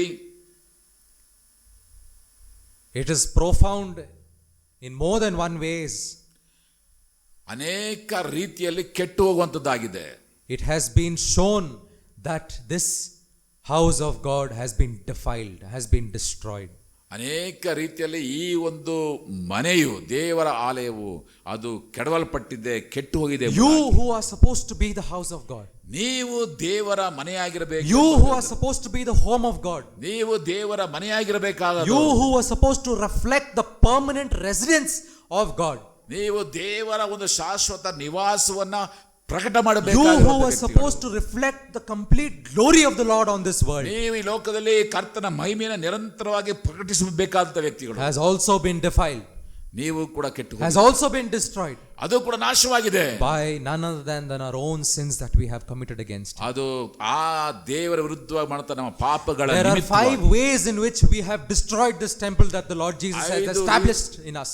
ದೇವರು ಕಟ್ಟಲ್ಪಟ್ಟ ಈ ಆಲಯವನ್ನ 5 ರೀತಿಯಲ್ಲಿ ನಾವೇ ನಾಶ ಮಾಡಿದ್ದೇವೆ. First one, ಮೊದಲನೇದಾಗಿ we have made sure that God no longer dwells in us ನಾವು ದೇವರು ಶಾಶ್ವತವಾಗಿ ಇರಬಾರದೆಂಬುದಾಗಿ ನಾವು ತೀರ್ಮಾನ through our ಮಾಡಿಕೊಂಡಿದ್ದೇವೆ. sinful ways, ಯಾಕಂದ್ರೆ ನಮ್ಮ ಪಾಪದ ಮಾರ್ಗದ through our ನಿಮಿತ್ತವಾಗಿ, different priorities, ಯಾಕಂದ್ರೆ ನಮ್ಮ ಆದ್ಯತೆಗಳ ನಿಮಿತ್ತವಾಗಿ, through our pride, ನಾವು ಕುರುಡರಾಗಿದ್ದೇವೆ. through our anger, through our lust, through our hatred against others. We have made sure that God no longer dwells in us. ನಮ್ಮ ಕೋಪ, ನಮ್ಮ ಶಾರೀರಿಕ ಇಚ್ಛೆಗಳು, ನಮ್ಮ ದ್ವೇಷ ನಿಮಿತ್ತವಾಗಿ ದೇವರು ಈ ಮನೆಯಲ್ಲಿ ವಾಸ ಮಾಡಬಾರದೆಂಬುದನ್ನು We ತೀರ್ಮಾನ have made ಮಾಡಿದ್ದೇವೆ. sure that there is no more a meeting place in our hearts for the ನಮ್ಮ Lord Jesus. ಹೃದಯದಲ್ಲಿ ದೇವರು ಭೇಟಿಯಾಗುವಂತಹ ಸ್ಥಳ ಇರಬಾರದೆಂಬುದಾಗಿ That ತೀರ್ಮಾನ there is no more a ಮಾಡಿದ್ದೇವೆ. time for prayer and quiet time in our lives ಅಲ್ಲಿ unto ನಮ್ಮ Him. ಜೀವಿತದಲ್ಲಿ ಒಂದು ಪ್ರಾರ್ಥನೆಯಾಗಿ ಆಗಲಿ ಅಥವಾ ಒಂದು ದೇವರೊಟ್ಟಿಗೆ ಕಳೆಯುವಂತ ಮೌನ ಸಮಯವಾಗಿ We have time for everything on this world except to spend in the presence of our Lord. ಈ ಲೋಕದಲ್ಲಿ ಎಲ್ಲದಕ್ಕೂ ಸಮಯವಿದೆ, ಆದರೆ ದೇವರೊಟ್ಟಿಗೆ ಕಳೆಯೋದಕ್ಕೆ ನಮಗೆ ಸಮಯ ಇಲ್ಲ ಇವತ್ತು. That there is no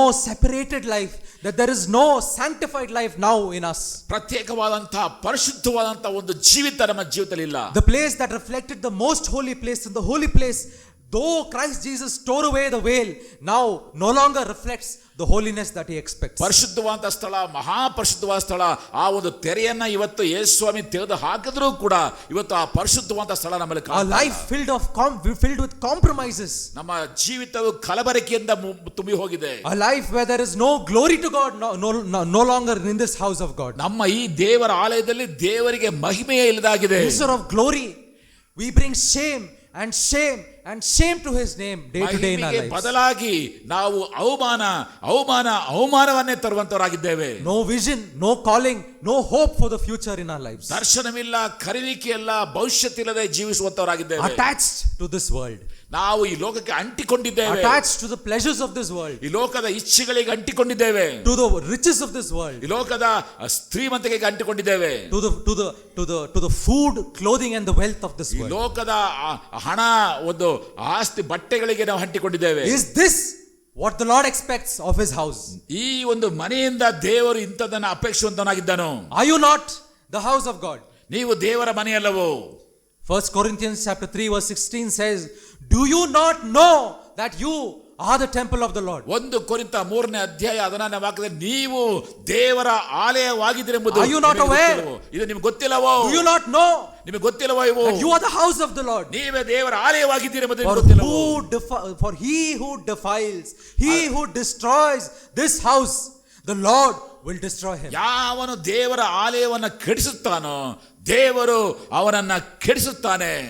This is the great warning that has been given to us. ಈ ಒಂದು ಶ್ರೇಷ್ಠ ಎಚ್ಚರಿಕೆಯನ್ನು ದೇವರು ಕೊಟ್ಟಿದ್ದಾನೆ. Through the scriptures, the Lord has revealed 3 reasons for negligence. ದೇವರ ವಾಕ್ಯದ ಮುಖಾಂತರವಾಗಿ ನಾವು ನಮ್ಮ ಅಸಡ್ಡೆಗೆ 3 ಕಾರಣಗಳನ್ನು Let us ಕೊಟ್ಟಿದ್ದಾನೆ. turn to the first reason. ಮೊದಲನೆಯ ಒಂದು ಕಾರಣ 2 Samuel 2 ಸಮುವೇಲನ ಪುಸ್ತಕ chapter 7 7ನೇ ಅಧ್ಯಾಯ verses 6. 6ನೇ ವಾಕ್ಯ.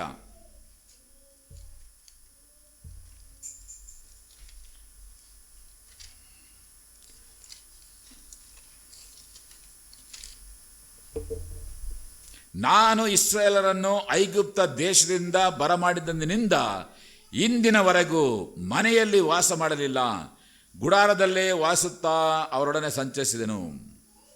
We read here that when David makes mention of the desire to build a house for the Lord, ದಾವೀದನು ತನ್ನ ಆಕಾಂಕ್ಷೆಯನ್ನ ದೇವರಿಗೆ ಮನೆ ಕಟ್ಟಬೇಕೆಂಬುದಾಗಿ ಆತನ ತನ್ನ ಇಷ್ಟವನ್ನು ಹೇಳುವಾಗ the Lord does not just respond by saying yes or no. ದೇವರು ಹೌದು ಅಲ್ಲ ಎಂಬುದಾಗಿ ಹೇಳೋದಿಲ್ಲ. But we see here that he verse 6 he says he remembers the past.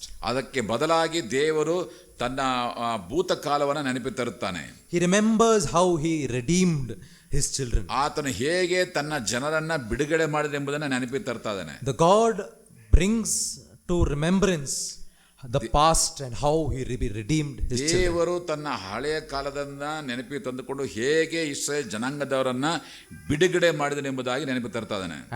And the reason that we have neglected this house of the Lord we find in the book of Haggai. ಮತ್ತು ಯಾತಕ್ಕಾಗಿ ಇದನ್ನು ನಾವು ತಾತ್ಸಾರ ಮಾಡಿದ್ದೇವೆ ಎಂಬುದನ್ನ ಹಗ್ಗಾಯನ ಪುಸ್ತಕದಲ್ಲಿ ಆತನು ತಿಳಿಸುವಂತವನಾಗಿದ್ದಾನೆ. When we turn to the first chapter, ಹಗ್ಗಾಯನ ಪುಸ್ತಕ 1ನೇ ಅಧ್ಯಾಯಕ್ಕೆ ನಾವು ತಿರುಗಿಸುವಾಗ when we read let us read from 2 to 6.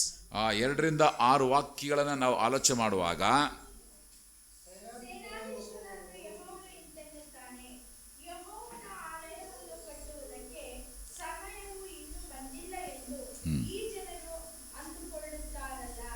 ಯೆಹೋವನು ಪ್ರವಾದಿಯಾದ ಹಗ್ಗಾಯನ ಮೂಲಕ ಈ ವಾಕ್ಯವನ್ನು ಹೇಳಿಸಿದನು. ಈ ದೇವಾಲಯವು ಹಾಳು ಬಿದ್ದಿದೆಯಲ್ಲ, ನೀವು ಒಳಗೋಡೆಯೆಲ್ಲ ಹೆಗಲಿಗೆ ಹೊದಿಸಿಕೊಂಡ ಸ್ವಂತ ಮನೆಗಳಲ್ಲಿ ವಾಸಿಸುವುದಕ್ಕೆ ಈ ಸಮಯವು ತಕ್ಕದ್ದು. ಈ ಸಮಯದಲ್ಲಿ ಸೇನಾಧೀಶ್ವರ ಯೆಹೋವನು ಇಂತೆನ್ನುತ್ತಾನೆ, ನಿಮ್ಮ ಗತಿ ಏನಾಗಿದೆ ಎಂದು ಮನಸ್ಸಿಗೆ ತಂದುಕೊಳ್ಳಿರಿ. ನೀವು ಬಿತ್ತಿದ Okay, thank you Sakwan. So we read here that the Lord is responding to a few to an incident.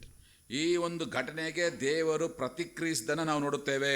We see here that these people are saying ಈ ಜನ ಹೇಳುವಂತ ಮಾತು that the time has not yet come ದೇವರ that the Lord's house should be built. ದೇವರ ಆಲಯ ಕಟ್ಟುವುದಕ್ಕೆ ಸಮಯ ಇನ್ನೂ ಬಂದಿಲ್ಲ. But the Lord is responding by saying in verse 4, is it time for you to dwell in your paneled houses while the temple lies in ruins? ದೇವಾಲಯವು ನಾಶವಾಗಿರುವಂತಹ ಸಮಯದಲ್ಲಿ ನೀವು ಉತ್ತಮವಾದಂತಹ ಮನೆಗಳಲ್ಲಿ ವಾಸಿಸುವಂತದ್ದು ಇದು ಸರಿಯೋ ಸಮಯ? The first reason for the negligence that we have shown to this house of the Lord ಈ ದೇವರ ಆಲಯಕ್ಕೆ ತೋರಿಸುವಂತ ಮೊದಲನೆಯ ಒಂದು ತಾತ್ಸಾರ is because we have lost sight of the redemption that the Lord has done in our lives. ನಮಗೆ ಕೊಟ್ಟಂತ ಬಿಡುಗಡೆಯನ್ನ ನಾವು ಮರೆತು We ಬಿಟ್ಟಿದ್ದೇವೆ. have forgotten what the Lord has done for us in our lives. ದೇವರು ನಮಗೆ ಜೀವಿತದಲ್ಲಿ ಮಾಡಿದ ಕಾರ್ಯವನ್ನು ನಾವು ಮರೆತು ಬಿಟ್ಟಿದ್ದೇವೆ. That is why there is no gratitude today in our lives. ಆದ್ದರಿಂದ ನಮ್ಮ ಜೀವಿತದಲ್ಲಿ ದೇವರಿಗೆ ಕೃತಜ್ಞತೆ ಇಲ್ಲ. That is why there is no heart in us to say that I want to do something for the Lord. ಆದ್ದರಿಂದಲೇ ನಮ್ಮ ಹೃದಯದಲ್ಲಿ ಇವತ್ತು ನಾವು ದೇವರಿಗೋಸ್ಕರ ಏನಾದ್ರು ಮಾಡಬೇಕಿರುವಂತ ಮನಸ್ಸು ನಮಗಿಲ್ಲ.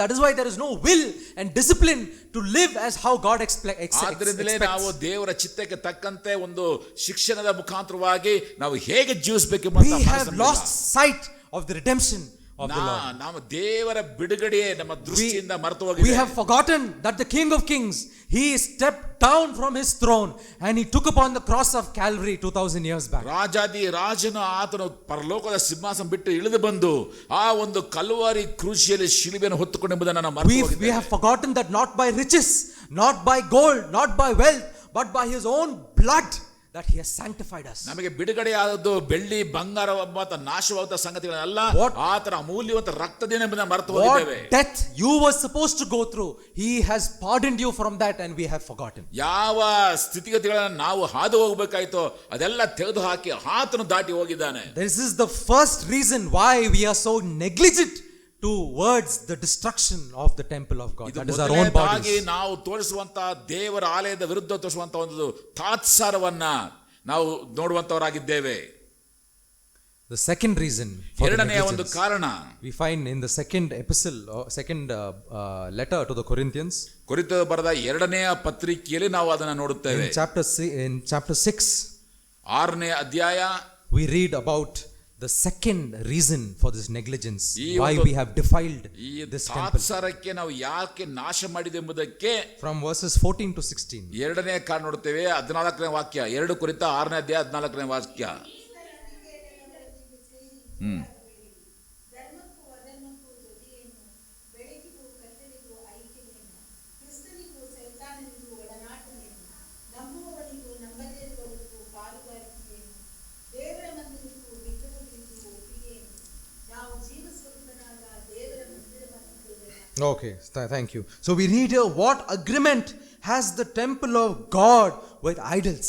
ದೇವರ ಆಲಯಕ್ಕೂ ವಿಗ್ರಹಕ್ಕೂ ಯಾವ ರೀತಿಯಂತ ಒಂದು ಒಡಂಬಡಿಕೆ ಇದೆ ಇಲ್ಲಿ. We read here that for you are the temple of the living God. ನೀವು ಜೀವ ಸ್ವರೂಪನಾಥ ದೇವರ For ಮಂದಿರವಾಗಿದ್ದೀರಲ್ಲ. you are the house of the living God. ನೀವು ಜೀವಿಸುವಂತ ದೇವರ ಮನೆಯಾಗಿದ್ದೀರಲ್ಲ. Why are you being unequally yoked with the people of this world, with unbelievers? ಆ ರೀತಿಯಾಗಿರುವಾಗ ನೀವು ಅವಿಶ್ವಾಸಿಗಳ ಜೊತೆ ಸೇರಿ ಇಜ್ಜೋಡಾಗಿರುವುದು ಹೇಗೆ? Why have you who have been called to lead a righteous life are now practicing lawlessness? ಯಾಕೆ ನೀತಿವಂತಿಗೋಸ್ಕರ ಕರೆಯಲ್ಪಟ್ಟ ನೀವುಗಳು ಇವತ್ತು ಅನೀತಿಯನ್ನ ಅನುಸರಿಸ್ತಾ ಇದ್ದೀರಾ? Today we have left the priority that God has in our lives.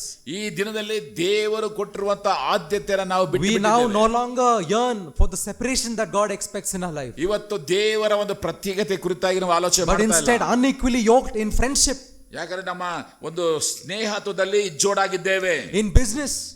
Business ಅಲ್ಲಿ ನಾವು No ಇಜ್ಜೋಡಾಗಿದ್ದೇವೆ. testimony, no witnessing in our lives. ನಮ್ಮ ಜೀವಿತದಲ್ಲಿ ಯಾವುದೇ ರೀತಿಯಂತಹ ಸಾಕ್ಷಿ ಇಲ್ಲ.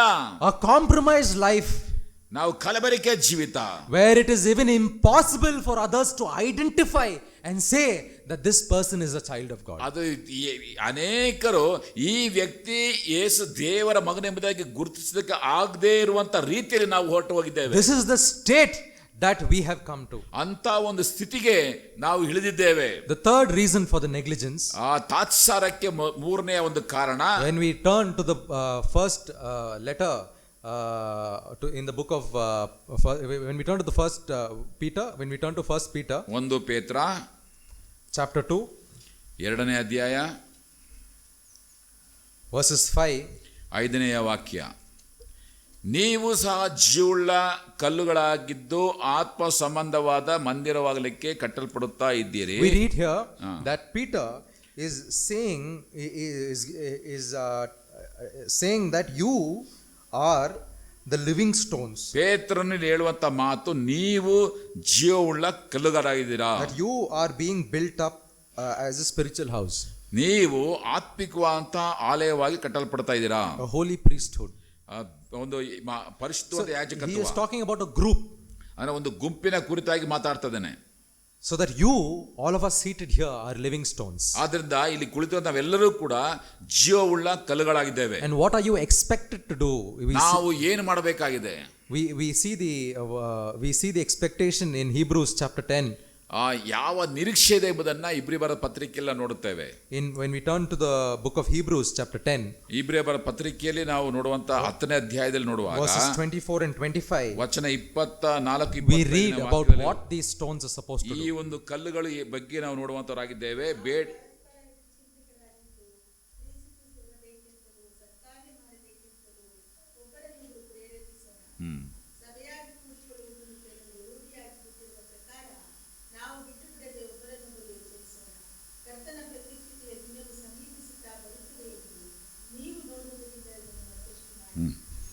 We read here that you hold fast your confession and you stir up others in love and good works.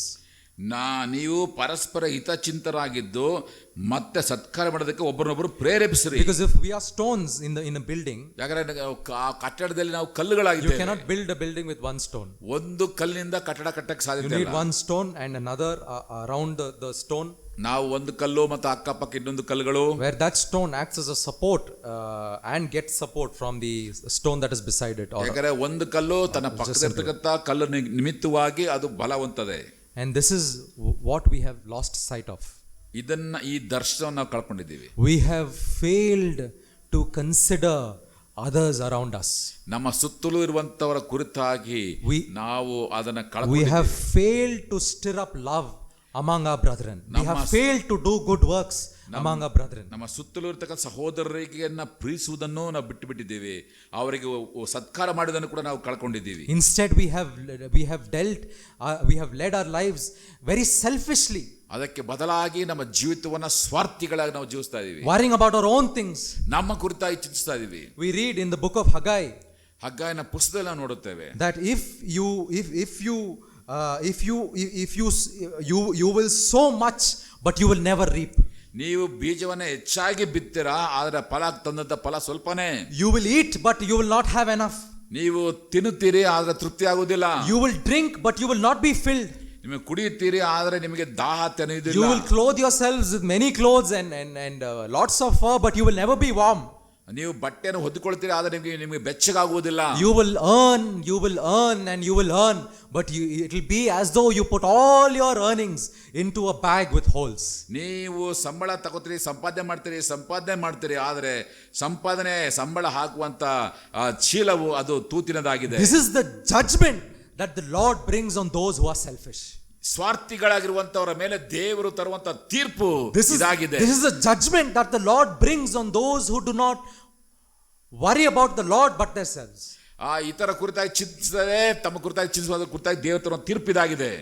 This is the judgment that the Lord brings on those who do not worry or have no concern to the house of the Lord. ದೇವರ ಆಲಯದ ಕುರಿತಾದಂತ ಒಂದು ಚಿಂತನೆ ಇಲ್ಲದವರಿಗೆ ದೇವರು ತರುವಂತ ತೀರ್ಪು ಇದಾಗಿದೆ. We read here in the book of Hebrews that you stir up love and good works. ಹೀಬ್ರಿಯರ ಪತ್ರಿಕೆ ನೋಡ್ತೇವೆ, ನೀವು ಪ್ರೀತಿಯನ್ನು ಸತ್ಕಾರ್ಯಗಳಿಗಾಗಿ ಪ್ರೇರೇಪಿಸಿರಿ. Instead of love today there is hate among us. ಇವತ್ತು ಪ್ರೀತಿಗೆ ಬದಲಾಗಿ ಇವತ್ತು ದ್ವೇಷ ಇದೆ. Instead of good works we cannot find good works today in our lives. ಸತ್ಕಾರ್ಯಕ್ಕೆ ಬದಲಾಗಿ ಆ ಸತ್ಕಾರ್ಯಗಳೇ ಇಲ್ಲದೆ ಇರತಕ್ಕಂತ ಸ್ಥಿತಿ ನೋಡುತ್ತೇವೆ. When your fellow brother or when your fellow sister is in dire need, ಒಬ್ಬ ಸಹೋದರಿ ಅಥವಾ ಒಬ್ಬ ಸಹೋದರ ಬಹಳ ಅವಶ್ಯಕತೆ ಇರುವಂತ when she ಸಮಯದಲ್ಲಿ is drowning, ಅವರು ಮುಳುಗುವಂತ ಸಮಯದಲ್ಲಿ when you who are called to lift her up, ಆಕೆನ ಮೇಲಕ್ಕೆ ಎತ್ತಬೇಕಾದಕ್ಕೋಸ್ಕರವಾಗಿ ಕರೆಯಲ್ಪಡುತ್ತ ನೀನು, but when you turn your face away and worry about your own things, ನಿನ್ನ ಮುಖವನ್ನು ಬೇರೆ ಕಡೆ ತಿರುಗಿಕೊಂಡು ನಿನ್ನ ಕುರಿತಾಗಿ ನೀನು ಚಿಂತೆ ಮಾಡ್ತಾ there ಇದ್ದೀಯ. is great judgment upon your head, my dear brother, my dear sister. ಜನರ ಮೇಲೆ ದೇವರ ತೀರ್ಪು ಇರುವಂತದ್ದಾಗಿದೆ. Also know, ಮತ್ತೆ ನಿಮಗೆ ಗೊತ್ತಿರಲಿ, you are important to the church. ದೇವ ಸಭೆಗೆ ನೀವು ಬಹಳ ಪ್ರಮುಖವಾದವರು. Because if one brick is taken away, ಯಾಕಂದ್ರೆ ಒಂದು ಕಲ್ಲು ತೆಗೆಯಲ್ಪಟ್ಟರೆ that is not acceptable in the sight of the Lord. ದೇವರ ದೃಷ್ಟಿಯಲ್ಲಿ ಅದು ಸ್ವೀಕರಿಸುವಂತದ್ದಲ್ಲ. You my dear brother, you my dear sister, ನನ್ನ ಪ್ರಿಯ ಸಹೋದರ ಸಹೋದರಿಯರೇ, are important to this church. ನೀವು ಪ್ರತಿಯೊಬ್ಬರು ಕೂಡ ಈ ಒಂದು ಆಲಯಕ್ಕೆ ಪ್ರಮುಖವಾಗಿದ್ದೀರಾ. You definitely have a purpose in this assembly. ಈ ಒಂದು ಸಭೆಯಲ್ಲಿ ನಿಮಗೆ ಪ್ರಮುಖವಾದಂತ ಒಂದು ಪಾತ್ರ ಇದೆ, ಉದ್ದೇಶವಿದೆ. You have to identify it. ಆ ಒಂದು ಉದ್ದೇಶವನ್ನು ನೀವು ಗ್ರಹಿಸಿಕೊಳ್ಳಬೇಕು. Your brother needs your help. ನಿನ್ನ ಸಹೋದರನಿಗೆ ನಿನ್ನ ಅವಶ್ಯಕತೆ ಇದೆ. You are important to the other person. ನೀನು ಮತ್ತೊಬ್ಬರಿಗೆ ಪ್ರಾಮುಖ್ಯತೆ You ಬೇಕಾಗಿದೆ. might think that I will just come and I will go. ನೀನು ಆಲೋಚನೆ ಮಾಡಬಹುದು, ನನ್ನ ಪಡ ನಾನು ಬರ್ತೀನಿ, ನನ್ನ ಪಡ ನಾನು ಹೋಗ್ತೀನಿ I will ಎಂಬುದಾಗಿ. come, I will worship my Lord and I will go. ನನ್ನ ಪಡ ಬಂದು ನಾನು ದೇವರನ್ನ ಆರಾಧನೆ ಮಾಡಿ But let ಹೊರಟೋಗ್ತೀನಿ it be known to you at this instance, my dear brother, my dear sister, ಸಹೋದರ ಸಹೋದರಿ, ಈ ಒಂದು ಘಟನೆ ನಿಮ್ಗೆ ಬಹಳ ಸ್ಪಷ್ಟವಾಗಿ ಗೊತ್ತಿರಲಿ. you are important to the person next to you. ನಿನ್ನ ಪಕ್ಕದಲ್ಲಿರುವಂತ ವ್ಯಕ್ತಿಗೆ ನೀನು ಪ್ರಮುಖವಾಗಿ ಬೇಕಾಗಿದೆ. The person next to you expects your love. ನಿನ್ನ ಪಕ್ಕದಲ್ಲಿರ್ತಕ್ಕಂಥ ವ್ಯಕ್ತಿಗೆ ನಿನ್ನ ಪ್ರೀತಿಯನ್ನ He ಬಯಸುವಂತವನಾಗಿರ್ತಾನೆ. needs your love. ನಿನ್ನ ಪ್ರೀತಿ He ಬೇಕಾಗಿದೆ. needs your good work. ನಿನ್ನ ಒಳ್ಳೆಯ ಸತ್ಕಾರ್ಯಗಳು ಬೇಕಾಗಿದೆ. But if not you, then who? ಒಂದು ವೇಳೆ ನೀನು ಮಾಡದೆ ಹೋದರೆ ಮತ್ತಿನ್ಯಾರು ಮಾಡ್ತಾರೆ? These are the things that we have to reflect upon us today. ನಮ್ಮ ಕುರಿತಾಗಿ ನಾವು ಇದನ್ನ ಚಿಂತಿಸಬೇಕಾಗಿದೆ. Let us turn our Bibles again to the book of 2 Samuel. ಮತ್ತೊಂದು ವರ್ತಿ 2 ಸಮುವೇಲನ ಪುಸ್ತಕಕ್ಕೆ ನಮ್ಮ ಗಮನವನ್ನು ತಿರುಗಿಸುವಂತವರಾಗಿರೋಣ. The same chapter, 2 ಸಮುವೇಲನ ಪುಸ್ತಕ the 7th chapter. 7ನೇ ಅಧ್ಯಾಯ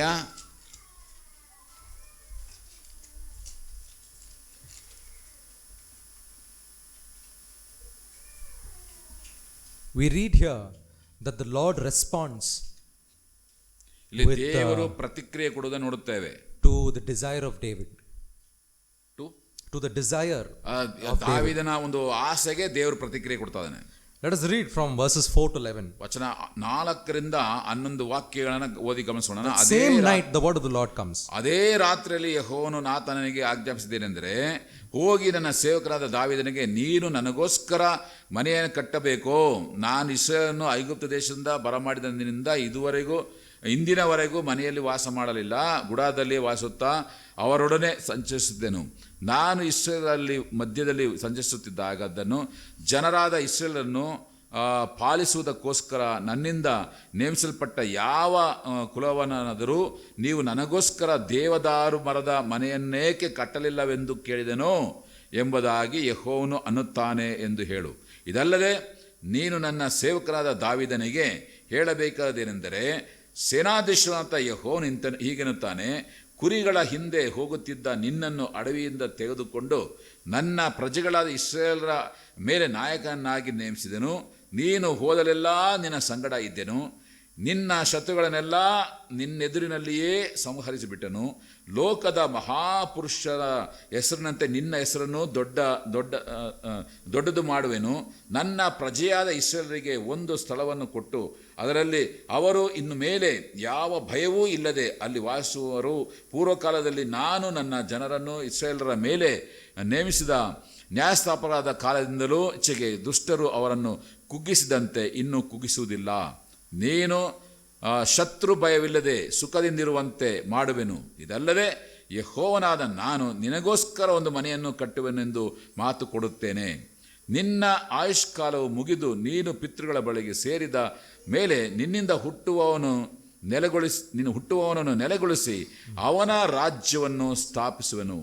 When we read verses 10 and verses 11 again, verses 10 and 11 again, 10-11ನೇ ವಾಕ್ಯ ನಾವು ನೋಡುವಂತಹ we see in verse 10 that the Lord is talking about his people. 10ನೇ ವಾಕ್ಯದಲ್ಲಿ ತನ್ನ ಜನರ ಕುರಿತಾಗಿ ಮಾತಾಡ್ತಿದ್ದಾನೆ. But in verse 11 we see a great response that the Lord gives to his 11ನೇ servant David. ವಾಕ್ಯದಲ್ಲಿ ಒಂದು ದೊಡ್ಡ ಒಂದು ಜವಾಬ್ದಾರಿಯನ್ನ ಕೊಡ್ತಾ ಇದ್ದಾನೆ. If we observe from verse 4, 4ನೇ ವಾಕ್ಯದ ನೀವು ಗಮನಿಸುವುದಾದ್ರೆ, we see here that the Lord is asking, would you build a house for me to dwell in? ದೇವರು ಕೇಳುವಂತ ಮಾತು, ನನಗೋಸ್ಕರ ನೀನು ಆಲಯವನ್ನು ಕಟ್ಟಬೇಕೆಂಬುದಾಗಿದೆಯೋ. This statement has been made in a very loving manner, that, oh my son, do you desire to do something for ಇದು me? ಬಹಳ ಪ್ರೀತಿಯಿಂದ ಕೇಳಿದಂತಹ ಒಂದು ಮಾತಾಗಿದೆ. ಓ ನನ್ನ ಮಗನೇ, ನೀನು ನನಗೋಸ್ಕರ ಒಂದು ಆಲಯವನ್ನು ಕಟ್ಟಬೇಕೆಂಬುದಾಗಿ ಇಷ್ಟಪಡುತ್ತೀಯ. In the previous years I was dwelling in the tabernacle ನಾನು ಆ ಒಂದು ದೇವ ಗುಡಾರಗಳಲ್ಲಿ ವಾಸಿಸ್ತಾ ಇದ್ದೆ, while the Israelites moved around. Israel ಒಟ್ಟಿಗೆ ನಾನು ಓಡಾಡ್ತಾ ಇದ್ದೆ. But I have never, we read in verses 7, last part, we see, I have never asked the Israelites saying, why have you not built me a ಆದರೆ house? ನಾನು ಯಾವತ್ತೂ ಕೂಡ ಇಸ್ರೇಲರಿಗೆ ದೇವದಾರು ಮನೆಯಲ್ಲಿ ಯಾಕೆ ನನ್ನ ಮನೆ ಕಟ್ಟಲಿಲ್ಲ ಅಂತ ಕೇಳಿಲ್ಲ. But today, my dear son, ಆದರೆ ಈಗ ನನ್ನ ಪ್ರಿಯ ಮಗನೇ, you by your own will are saying that you have the desire to or have a plan to build my ನಿನ್ನ house. ಸ್ವಂತ ಇಚ್ಛೆಯಿಂದ ನನಗೋಸ್ಕರವಾಗಿ ಮನೆಯನ್ನು ಕಟ್ಟಬೇಕೆಂಬುದಾಗಿ ತೀರ್ಮಾನ ಮಾಡಿದ್ದೀಯೆ. My dear brothers and sisters, ನನ್ನ ಪ್ರಿಯ ಸಹೋದರ ಸಹೋದರಿ, we read in verses 2 that David said, "See now, Nathan, I dwell in a house of cedar." ಎರಡನೇ ವಾಕ್ಯದಲ್ಲಿ ದಾವೀದನು ಹೇಳುತ್ತ ಮಾತು, ನಾತನೇ ನೋಡು, ನಾನು ದೇವದಾರು ಮರಗಳ ಮೇಲೆ ವಾಸ The Lord ಮಾಡುತ್ತೇನೆ. has given me great rest. ದೇವರು ನನಗೆ ವಿಶ್ರಾಂತಿಯನ್ನು ಕೊಟ್ಟಿದ್ದಾನೆ, He has given me great comfort. ನನಗೆ ತೃಪ್ತಿಯನ್ನು ಕೊಟ್ಟಿದ್ದಾನೆ. Now is the time not for me to take comfort in what I have, ಇದು ಈಗ ಸಮಯ ನಾನು ಸುಖವಾಗಿ ತೃಪ್ತಿಯಾಗಿರುವುದಕ್ಕಾಗಿ ಅಲ್ಲ, but to think of my Lord, ಆದರೆ ನನ್ನ ದೇವರ ಕುರಿತಾಗಿ ನಾನು but to think of the state of the house of the Lord. ನನ್ನ ದೇವರ ಆಲಯದ ಕುರಿತಾಗಿ ಚಿಂತಿಸುವಂತಹ And the ಸಮಯ. Lord, he takes joy in what David had expressed. ದಾವೀದನು ಯಾವಾಗ ತಿಳಿಸಿದ ಅದರಲ್ಲಿ ಸಂತೋಷಪಟ್ಟನು ದೇವರು. Today, my dear brothers and sisters, ನನ್ನ ಪ್ರಿಯ ಸಹೋದರ ಸಹೋದರಿಯರೇ, it is the same word that came to Haggai that I will proclaim today in your presence. ಹಗ್ಗಾಯನ ಹೇಳಿದಂತ ಮಾತನ್ನೇ ನಾನು ನಿಮಗೆ ತಿಳಿಸುವಂತವನಾಗಿದ್ದೇನೆ. While you dwell in paneled houses, would you let the temple of God lie in ruins? ದೇವ ಆಲಯವು ನಾಶವಾಗಿರುವಂತಹ ಸಮಯದಲ್ಲಿ ನೀವು ಉತ್ತಮವಾದ ಮನೆಗಳಲ್ಲಿ ವಾಸಿಸುವಂತದ್ದು ಸರಿಯೋ? Bring, and the temple and the house of the Lord is none other than your own body. ದೇವರ ಆಲಯವು ನಿಮ್ಮ ದೇಹವೇ ಆಗಿದೆ. It is the church. ಅದು ದೇವ This ಸಭೆಯಾಗಿದೆ. building will fade. ಅದು ನಂಬಿಕೆ ತುಂಬಿಸಲ್ಪಟ್ಟದ್ದಾಗಿದೆ. This building will one day fall down.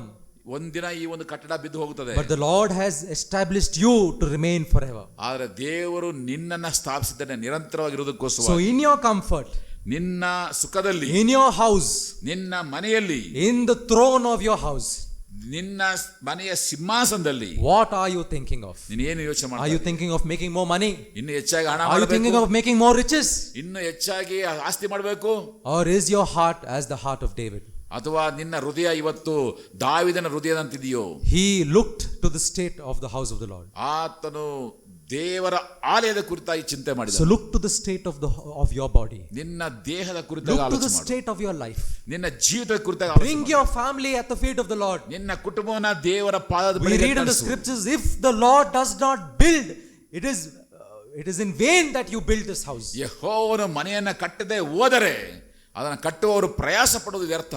If you do not let the Lord guard your city, it is in vain that you let keepers there. ದೇವರು ಪಟ್ಟಣವನ್ನ ಕಾಯದೆ ಹೋದರೆ ಪಟ್ಟಣ ಕಾಯುವುದಕ್ಕಾಗಿ ಕಾವಲುಗಾರನ ಇಡುವಂತದ್ದು ವ್ಯರ್ಥ. Therefore, this is the request that the Holy Spirit is making. ಇದು ಪವಿತ್ರಾತ್ಮನು ನಮಗೆ ಆತನ ಕೇಳುವ Has your body, has the temple of the Lord been defiled and destroyed by your sins? ನಿಮ್ಮ ದೇಹ ಪಾಪ ನಿಮಿತ್ತವಾಗಿ ದೇವರ ಆಲಯವಾದ ಕೆಟ್ಟು ನಿಮಿತ್ತವಾಗಿ Is there no place of dwelling for your God in your heart? ನಿನ್ನ ಹೃದಯದಲ್ಲಿ ವಾಸಿಸುವುದಕ್ಕೆ ಅವಕಾಶವಿಲ್ಲವೋ? Bring it to the Lord. ಅದನ್ನ ಕರ್ತನಿಗೆ Accept ತೆಗೆದುಕೊಂಡು your mistake. ನಿನ್ನ ತಪ್ಪುಗಳನ್ನು ಒಪ್ಪಿಕೊ. Cry unto Him ಆತನಿಗೆ ಮೊರೆಯಿಡು. and ask Him, Father, come unto me. ದೇವರೇ ತಂದೆಯೇ ನನ್ನ ಹೃದಯಕ್ಕೆ ಬಾ. Is there no meeting place is there no time for your God in your life? ನಿನ್ನ ದೇಹದಲ್ಲಿ ಆತನಿಗೆ ಭೇಟಿಯಾಗೋದಕ್ಕೆ ಸಮಯ ಇಲ್ಲವೋ? Repent for it and start making time. ಪಶ್ಚಾತ್ತಾಪ ಮಾಡಿ ಆತನೊಟ್ಟಿಗೆ Start making ಸಮಯವನ್ನ time for prayer and quiet time. ಪ್ರಾರ್ಥನೆಗಾಗಿ ಮೌನ ವೇಳೆಗಾಗಿ ಸಮಯವನ್ನ ಕೊಡು. Is there no separated life? Have you led a compromised life? ಇಲ್ಲಿ ತನಕ ಒಂದು ವೇಳೆ ಕಲಬರಿಕೆ ಅಂತ ಜೀವಿತ ನಿನ್ನ ಜೀವಿಸಿದೆಯೋ? Has your house been broken? ಒಂದು ವೇಳೆ ನಿನ್ನ ಕುಟುಂಬ ಮುರಿದು ಹೋಗಿದೆಯೋ? Bring your house, bring yourself to the feet of the Lord. ನಿನ್ನನ್ನ ಕರ್ತನ ಪಾದಕ್ಕೆ ತೆಗೆದುಕೊಂಡು ಬಾ. He will sanctify you with His blood. ಆತನ ತನ್ನ ರಕ್ತದ ಮುಖಾಂತರವಾಗಿ ನಿನ್ನ Have you ಶುದ್ಧೀಕರಿಸಿ brought shame from day to day to His name? ಮತ್ತು ನೀನು ಪದೇ ಪದೇ ದಿನೇ ಆತನ ಹೆಸರಿಗೆ ಅವಮಾನ ಉಂಟು ಮಾಡಿ Have your friends said shameful things about your God because of your acts? ನಿನ್ನ ಸ್ನೇಹಿತರು ನಿನ್ನ ವಿಷಯ ನಿಮಿತ್ತವಾಗಿ ಅದು ತಪ್ಪಾದಂತ ಮಾತುಗಳನ್ನ ಆಡಿದರು. Bring it again to the feet of the Lord, ತಿರುಗಿ ಅದನ್ನ ಕರ್ತನ ಪಾದಕ್ಕೆ and ಬೆಳೆದು He will build you. ಆತನು ನಡೆಸುವಂತನಾಗಿದ್ದಾನೆ. Do not let your vision be on this earth. ನಿನ್ನ ದರ್ಶನ ಈ ಲೋಕದ ಮೇಲೆ ಇರುವಂತದ್ದು Look ಬೇಡ. to the hope that we have. ನಮಗಿರುವಂತ ನಿರೀಕ್ಷೆ ಕಡೆ ಗಮನ. The Lord who died for you and me. ದೇವರು ನಿನ್ನನ್ನ ಇಟ್ಟಂತ ದೇವರು. The Lord who died and rose for me. ನಿನಗೋಸ್ಕರವಾಗಿ ನನಗೋಸ್ಕರವಾಗಿ ಆತ ಸತ್ತು ಎದ್ದಂತ ದೇವರು. When you die, He will raise you up. ನೀನು ಸತ್ತಾಗ ನಿನ್ನನ್ನು ಕೂಡ This is the ಎಬ್ಬಿಸುವಂತನಾಗಿದ್ದಾನೆ. calling that we have. ಇದು This is the hope that we have in the future. ನಿರೀಕ್ಷೆ ಕೊಡಲ್ಪಟ್ಟಿದೆ. And there are two great blessings that the Lord gives. ಮತ್ತು ದೇವರು ಎರಡು ವಿಶೇಷವಾದ ಆಶೀರ್ವಾದಗಳನ್ನು For ಕೊಡುವಂತನಾಗಿದ್ದಾನೆ. David, ದಾವಿದನಿಗೆ that he is willing to give to you if you have the same heart as ಅದನ್ನೇ David. ದಾವಿದನ ಹೃದಯ ಅಂತ ನೀನು ಕೂಡ ಇರುವುದಾದ್ರೆ ನಿನಗೂ ಕೂಡ 2 ಆಶೀರ್ವಾದ We ಕೊಡ್ತಾನೆ. read in verse 11 that the Lord says, I will give you rest. 11ನೇ ವಾಕ್ಯ ನೋಡುತ್ತೇವೆ, ನಾನು ನಿನಗೆ ವಿಶ್ರಾಂತಿಯನ್ನ ಕೊಡುತ್ತೇನೆ. Today, my dear brother and my dear sister, do you not have rest in your life? ಒಂದು ವೇಳೆ ಈ ದಿನ ನನ್ನ ಪ್ರಿಯ ಸಹೋದರ ಸಹೋದರಿ ನಿನಗೆ ನಿಜವಾದಂತ ದೈವಿಕ ವಿಶ್ರಾಂತಿ ಇಲ್ಲವೋ? Is there tension and confusion and turmoil of the future in your life? ಒಂದು ಭವಿಷ್ಯತ್ತಿನ ಒಂದು ಕೊರಗುವಿಕೆ, ಭಯ, ಭೀತಿ ನಿನ್ನ ಕಾಡ್ತಾ ಇದೆಯೋ? Work towards the house of the Lord, ಆ ದೇವರ ಒಂದು ಆಲಯದ ಕಡೆಗೆ ನೀನು ಕಾರ್ಯ and ಮಾಡು. he will give you rest. ಆತನು ನಿನಗೆ ವಿಶ್ರಾಂತಿಯನ್ನು The second thing ಕೊಡುವಂತ. that the Lord tells David ಎರಡನೇದಾಗಿ ದಾವಿದನಿಗೆ is ದೇವರು that, David, my son, ದಾವಿದನೇ ನನ್ನ ಮಗನೇ, because you have expressed this great desire of building me a house, ನನಗೋಸ್ಕರವಾಗಿ ಆಲಯ ಕಟ್ಟುವಂತ ಆಸೆಯನ್ನು ನೀನು ವ್ಯಕ್ತಪಡಿಸಿದ ನಿಮಿತ್ತವಾಗಿ I will build you a house. ನಿನಗೋಸ್ಕರವಾಗಿ ಮನೆ I will make you a house. ನಿನಗೆ ಮನೆ ಕೊಡುತ್ತೇನೆ. I will establish a home for you. ನಿನ್ನ ಮನೆಯನ್ನ ಸ್ಥಾಪಿಸುತ್ತೇನೆ. Today, my dear brothers and sisters, ನನ್ನ ಪ್ರಿಯ ಸಹೋದರ this ಸಹೋದರಿ, is the promise that the Lord gives to us. ಇದು ದೇವರನ್ನು ಕೊಡುವಂತ He ವಾಗ್ದಾನ. gives you rest. ಆತನ ವಿಶ್ರಾಂತಿ ಕೊಡುತ್ತಾನೆ He is willing to build you a house. ಮತ್ತು ನಿನಗೆ ಆತ ಮನೆ ಕಟ್ಟಿ ಕೊಡುತ್ತಾನೆ. Bring yourselves at his feet. ನಿನ್ನನ್ನ ಕರ್ತನಿಗೆ ಒಪ್ಪಿಸಿಕೊಡುವುದನಾಗಿ. Let the Lord alone bless this message. ಕರ್ತನ ಮಾತ್ರವೇ ಈ ಒಂದು ವಾಕ್ಯವನ್ನು ಆಶೀರ್ವದಿಸಲಿ. Amen. ಆಮೆನ್.